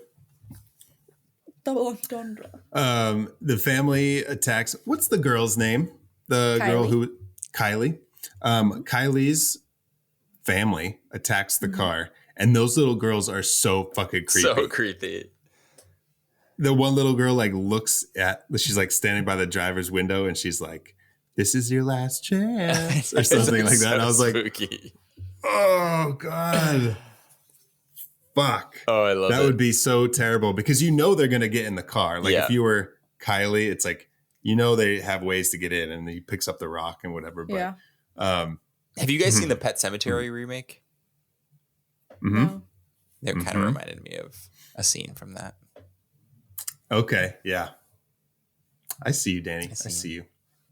So he takes, and I kind of found out later, this was just like a setup for later, something that needed to happen so that something else could happen in a few minutes. But when Bill rescues Kylie, is that Kylie? And they're racing to the cop car and he puts her in the back seat and then he runs and gets in the front. And it was just very odd to me. Like, why would you put her in the back seat where the doors can't open from the inside instead of just like going right to the front seat? Like, why did you specifically have to put her in the back? You know what I mean? I was kind of like, well, that's like a disservice to her because now she's trapped if something happens. You could argue that he wasn't thinking, but at the same time, it's like he's a cop. So like that should just be like top of mind. It was almost like he was thinking. He's not like really he was doing it specifically. Yeah. Well, because then in just a second here, Starla and Jack get in the car too. Yeah. And Starla needs to be in the front seat because they crash and they like pull her out and he's got to get there, but then he's got to get Jack out of the back. And so like everyone needs to be in the right positions in the car. Right. For that other scene to work. And so maybe that's why they did it. But yes. And this is when Jack is really upset about his Mr. Pibb. Oh, yeah. Yes. What a douche. And this is when I knew that it was set in the South because he yells, he calls it Coke. Mr. Pibb is the only Coke I like. Yeah. That's funny. And to us, Coke is Coke. Yeah. And Mr. Pibb is Mr. Pibb. But when I moved down to Oklahoma years ago, they started saying, like, I'll take a Coke. Or like, what kind of Coke do you want? It's like, what? What do you mean, what kind of Coke do you want? That's Coke. Weird. I want Dr. Pepper. That's the kind of Coke I want. So what do you guys call it? Huh? I'm sorry. What do you mean? I call it soda. Okay. What do you call it, Zach? Well, I grew up calling it pop. And then when I moved to Florida, it only took about like 3 days of people saying, why are you saying pop, for me to quickly switch to soda. So I caved. And now I say soda. I didn't know pop My was mom like a has said Pennsylvania soda thing. forever. Yeah, pop is a Pennsylvania thing, but I hate the word. Because I only heard pop my in mom like said soda, so California and Colorado so far. Huh. Oh, yeah? Pop. Yeah, it was always, wow. growing up, it was always pop. Interesting. What a conversation. Again, This is why they tune in. covering the tough topics. Meeting the monsters, aka the people who couldn't get the name for soda right. It's soda. Right? What about sneakers? Do you guys call them sneakers? Shoes? Or do you call them tennis shoes? I just call them shoes. Really? I've never called them tennis shoes, but I have heard that multiple times. I call them shoes or sneakers. Okay, I figured anything that's not like formal or anything that you can like run in or be active in is a sneaker, and anything else is a shoe or a boot or a sandal. Yep. God, okay. I'm, I'm right there with you. What David. about flip flops? Do you ever call them thongs? No. I grew up; they were called thongs. That's so bizarre. I mean, I've heard it for sure, but I don't fuck with thongs or flip flops because I fucking I don't fuck with them because I It's hate the quote of the night. I don't fuck with thongs. I just hate feet, and I don't like fucking flip flops, and I don't like. You I know, don't like like when your fucking feet flap flip-flops like either. this That's when you're weird. walking. I fucking hate the word flip flops. That's so funny. I hate this conversation. Oh, I love it. Well, okay. Well, then to get back into it, speaking of feet, which kind of ties into running, can we thank James Gunn for sort of kind of like making the running zombie famous and like popularizing that whole trend? Because he did this, he did Dawn of the Dead, and then even Scooby-Doo has running zombies. Well, when was what year was 28 Days Later made? I was wondering. Oh, they have running zombies, so that was first. They do. Son of a My favorite beast, zombie movie. Yeah, so I don't know, because I feel like 28 Days Later did it first. Yeah, that's a great point. But then you always do hear about like Dawn of the Dead kind of The running revitalizing the well, there was that. zombie Maybe it's franchise, or the because zombie there was that whole debate about whether world. or not 28 Days Later was even technically a zombie movie.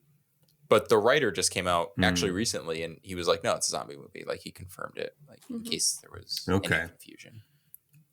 So yeah, the crown goes to 28 Days Later. Congratulations.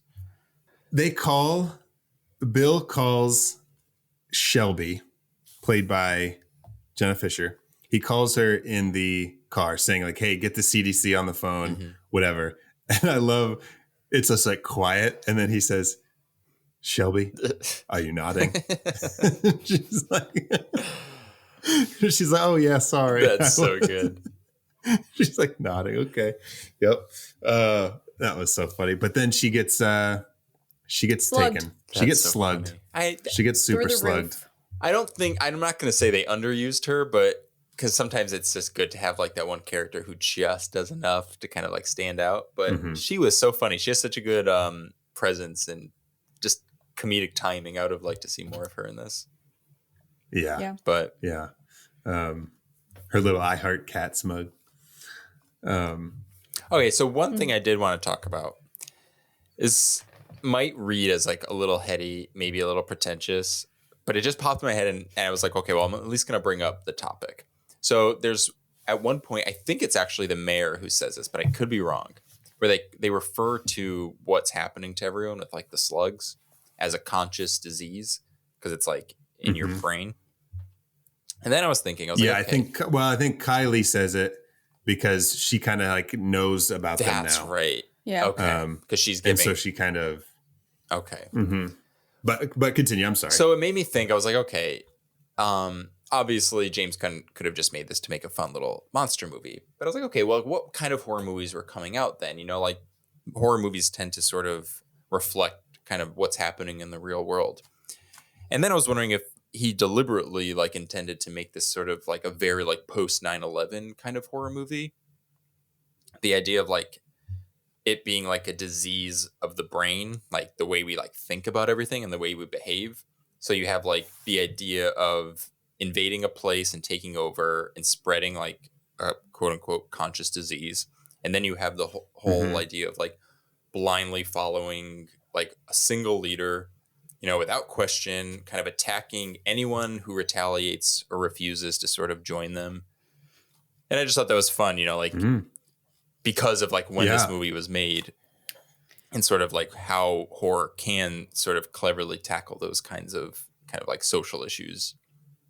I don't know if I was reading too into that. Are you calling Slither elevated horror right now? Yeah. You know, like the witch Oh shit. or the Babadook or you know, some people just like won't get it. Then the car crashes. Unfortunately, they get stuck. There's a quick getaway between. What happens to Jack? I know Starla gets taken. He gets taken too. Kylie comes out of the back gets taken. seat. Okay, Jack gets taken. But then and then he's turned. Right. He's in the basement and then he eats a human. Like reluctantly, Right. he's like grabs the arm. I It's guess he's I have to ripping do this it. now. So gross. But then he's like all for it. He's just like, Yeah. and I think that's where I was kind of like, that's where it popped into my head about like Brenda being like, does she know what she's doing? Yeah. Is she Right. like, does she not want to do it, but she's just so hungry that she's like, I'll fucking do this. Yeah. It's just like a weird craving that she's never had. She just happens to be craving like raw flesh because of like what's in her. Mate. Yeah. Meat. Meat. We get a crazy deer that at the farm. Oh no, when they're in the woods, when Bill just leaves the barn and he's going to find help or whatever, and he sees the deer get attacked by a slug. Comes back to get him. That was fun, and I love the back and forth with him and Kylie later. Oh yeah. He's like, well, you know, when we tell that story, thanks for saving me, but when we tell that story, it's going to be the other way around. Like, I saved you from the deer, and then like it comes up later. He's like, oh yeah, he saved me. Tell from a deer. Starla how I saved you from the deer. Yep. That's cute. And then they've got Starla in the nightgown all ready to go. Mm-hmm. You have Grant's tentacle turns on the stereo. Their record. Yeah. Oh yeah. Yeah. So when Starla goes in and sees Grant in that form, is that technically a meet cute? Like meet cute? Am I allowed to say what this resembles? Well, it's funny that you're saying that because I was like, the body melding reminds me of something. So I'm going to let you take that and then.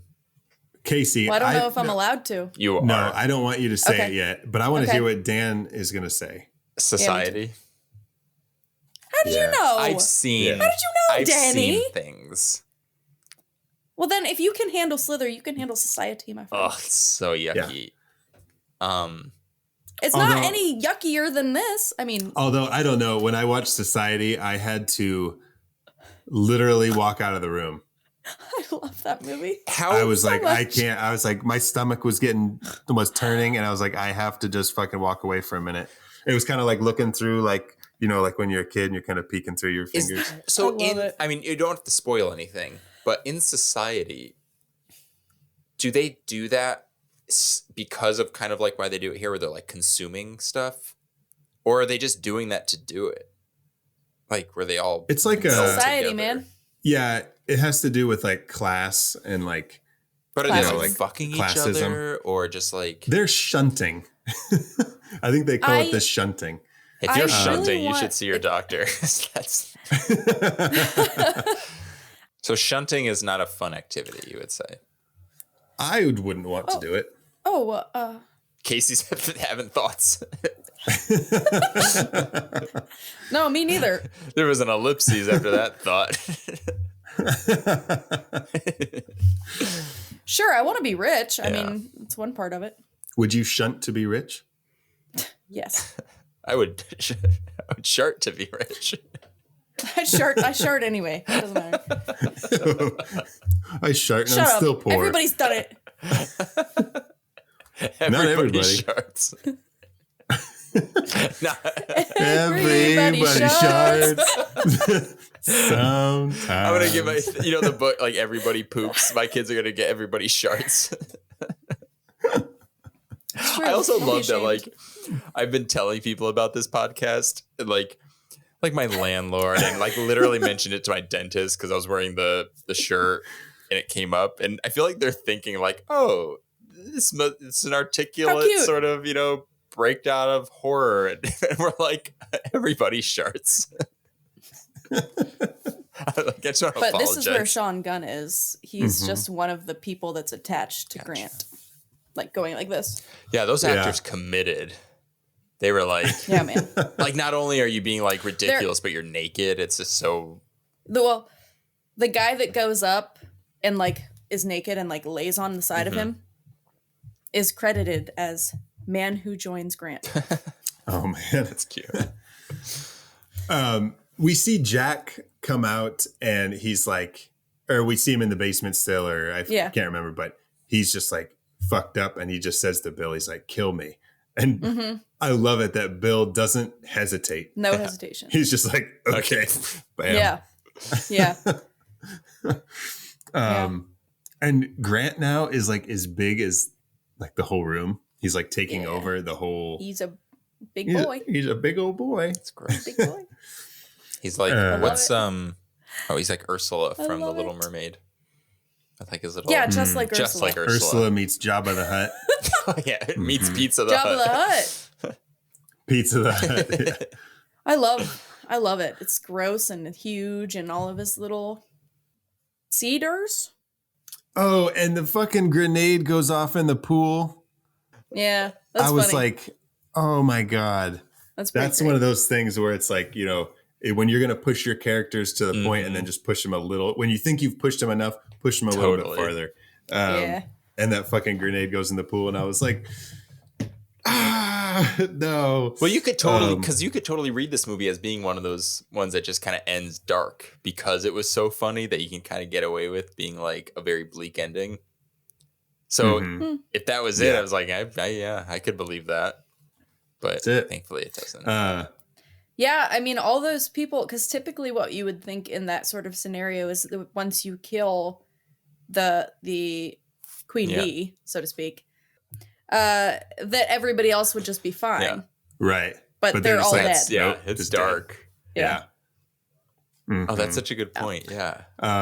There's no like happy ending. And I was so sad when the fucking thing got Bill. And it's like, fucking tube seeding him. And but he needed both tubes to seed. Seed. Yeah. But, and it's like, oh shit, like he's dead. But then the fucking propane to the rescue. That's right. The classic propane tank explosion. Classic propane to the slug belly. And then they all die. All the zombies die. Yep. That's it. I guess they contained the slugs to that town. So they walk away. No more problems. I'd love to see a Slither 2. Did you guys stay till the end of the credits? No. Yes, but I don't remember what happened. So you see like the little like Grant's brain and spine, and it's like survived like that, and you see the cat walk up to it, and the brain opens up, and the little needle dick comes out, and then it cuts to black, and you hear the cat like screeching. Oh shit! It's not over. I mean, they didn't have the budget for.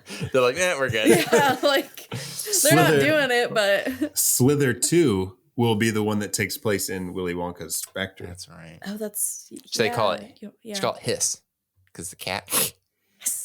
So that's it. Do you guys want to go over our favorite reveals? So, I can't pick one. Brenda's my favorite. Well, I love Brenda, but I love every time they show Grant because it's like, can it get worse? Yeah. Oh my fucking God, it can. You're just like, could he get sexier? I mean, he's wearing glasses. Could he get sexier? Calm down, Grant. You're making me sweat. I shouldn't have said anything. You want to be one of the ones that merges into Grant's. I want to be Brenda. A sharter. You want to be tube seated by Grant? I would love to be tube seated by Grant. Oh God! Thank you. Thank you. Hey, teach their own. Danny, what's your favorite reveal? I always say I don't know if this counts, but it's technically the first time that like we've at least for Starla, she's confirmed that Grant is a bad guy. And it's that window scene when she's like walking and he's revealed. Because like I feel like that's his big reveal as like the villain to her at least. So it counts. Yeah, it does count. Absolutely. Thank you. Absolutely. Now it's time for a segment that I like to call The Real Monster.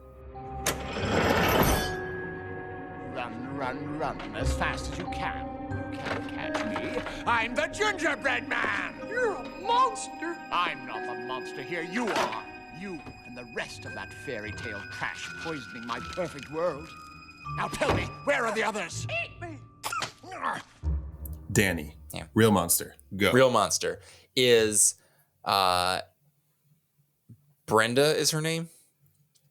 No, Deborah. Yes. Now I'm like all messed up. Now I can't remember which one it was. Brenda. Who's Deborah? I don't know. Yeah, who is Deborah? Creating characters.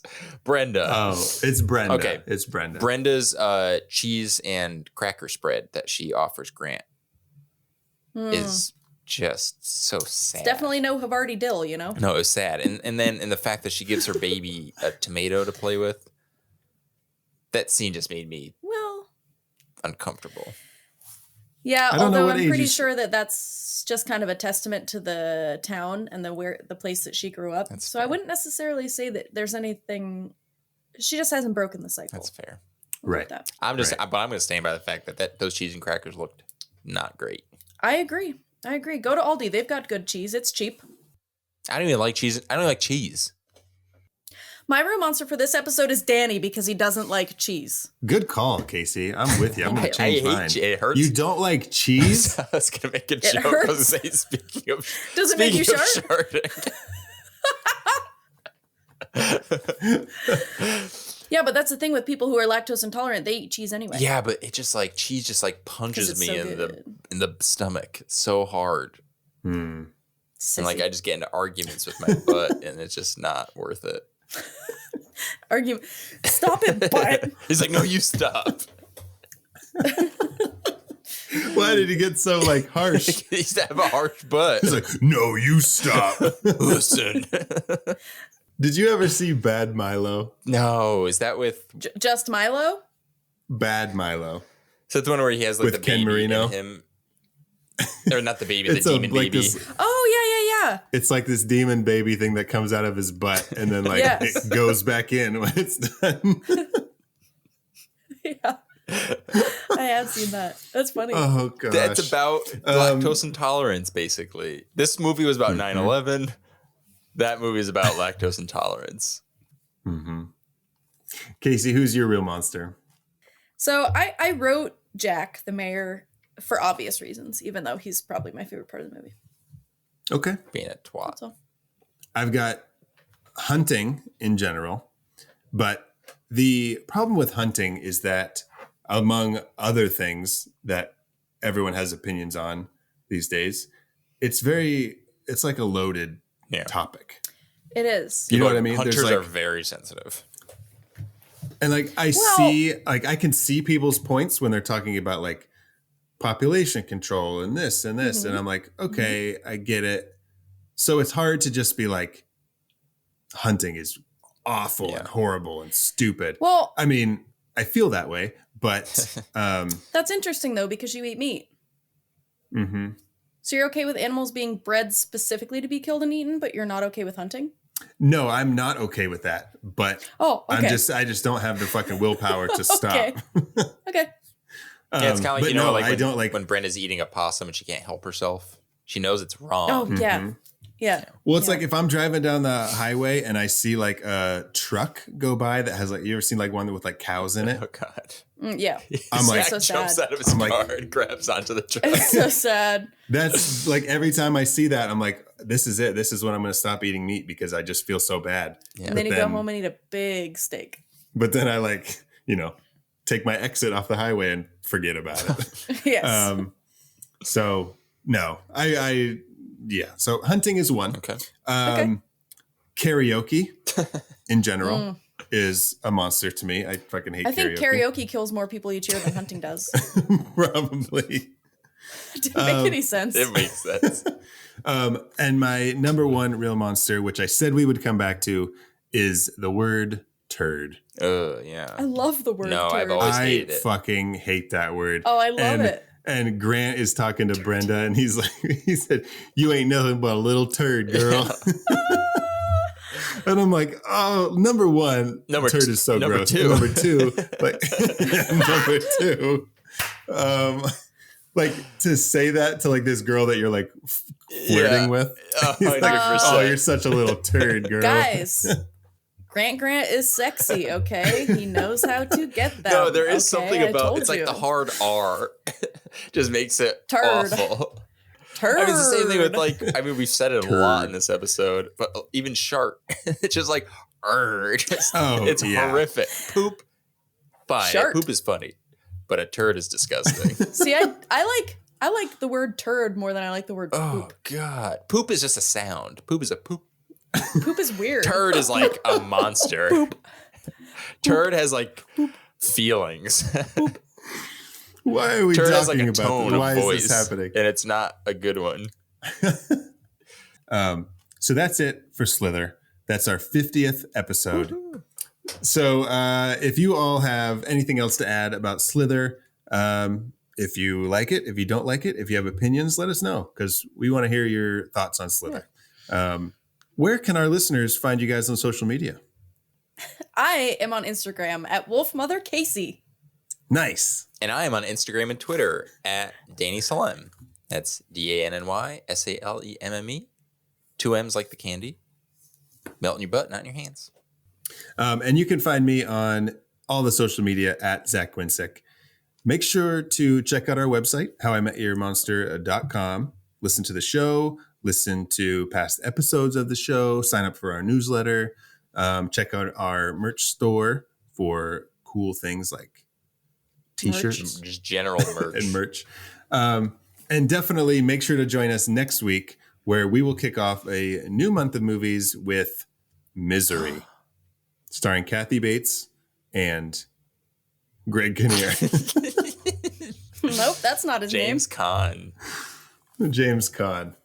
I drew a blank for a second. Do you think when I his wanted to say agent Paul came Sheldon. to him and the agent was like, hey, there's this role, do you want to take it? And he's like, I don't know if I'm ready for it. And he's like, no, I think you can do it. How did I know that that's where you were going with that? I knew you were going to do that. It's the stupidest route you could have taken from that word. And that's how like all producers got him to do movies. They got wind of that. Like that's how that worked. And he was like, every movie he signed on for was because someone was like, you can't do it. And when he finally like, retires, he's like, I can't do it anymore. Make sure to join us next week for Misery. And as always, thank you all for listening. Now go meet some monsters. Go meet them.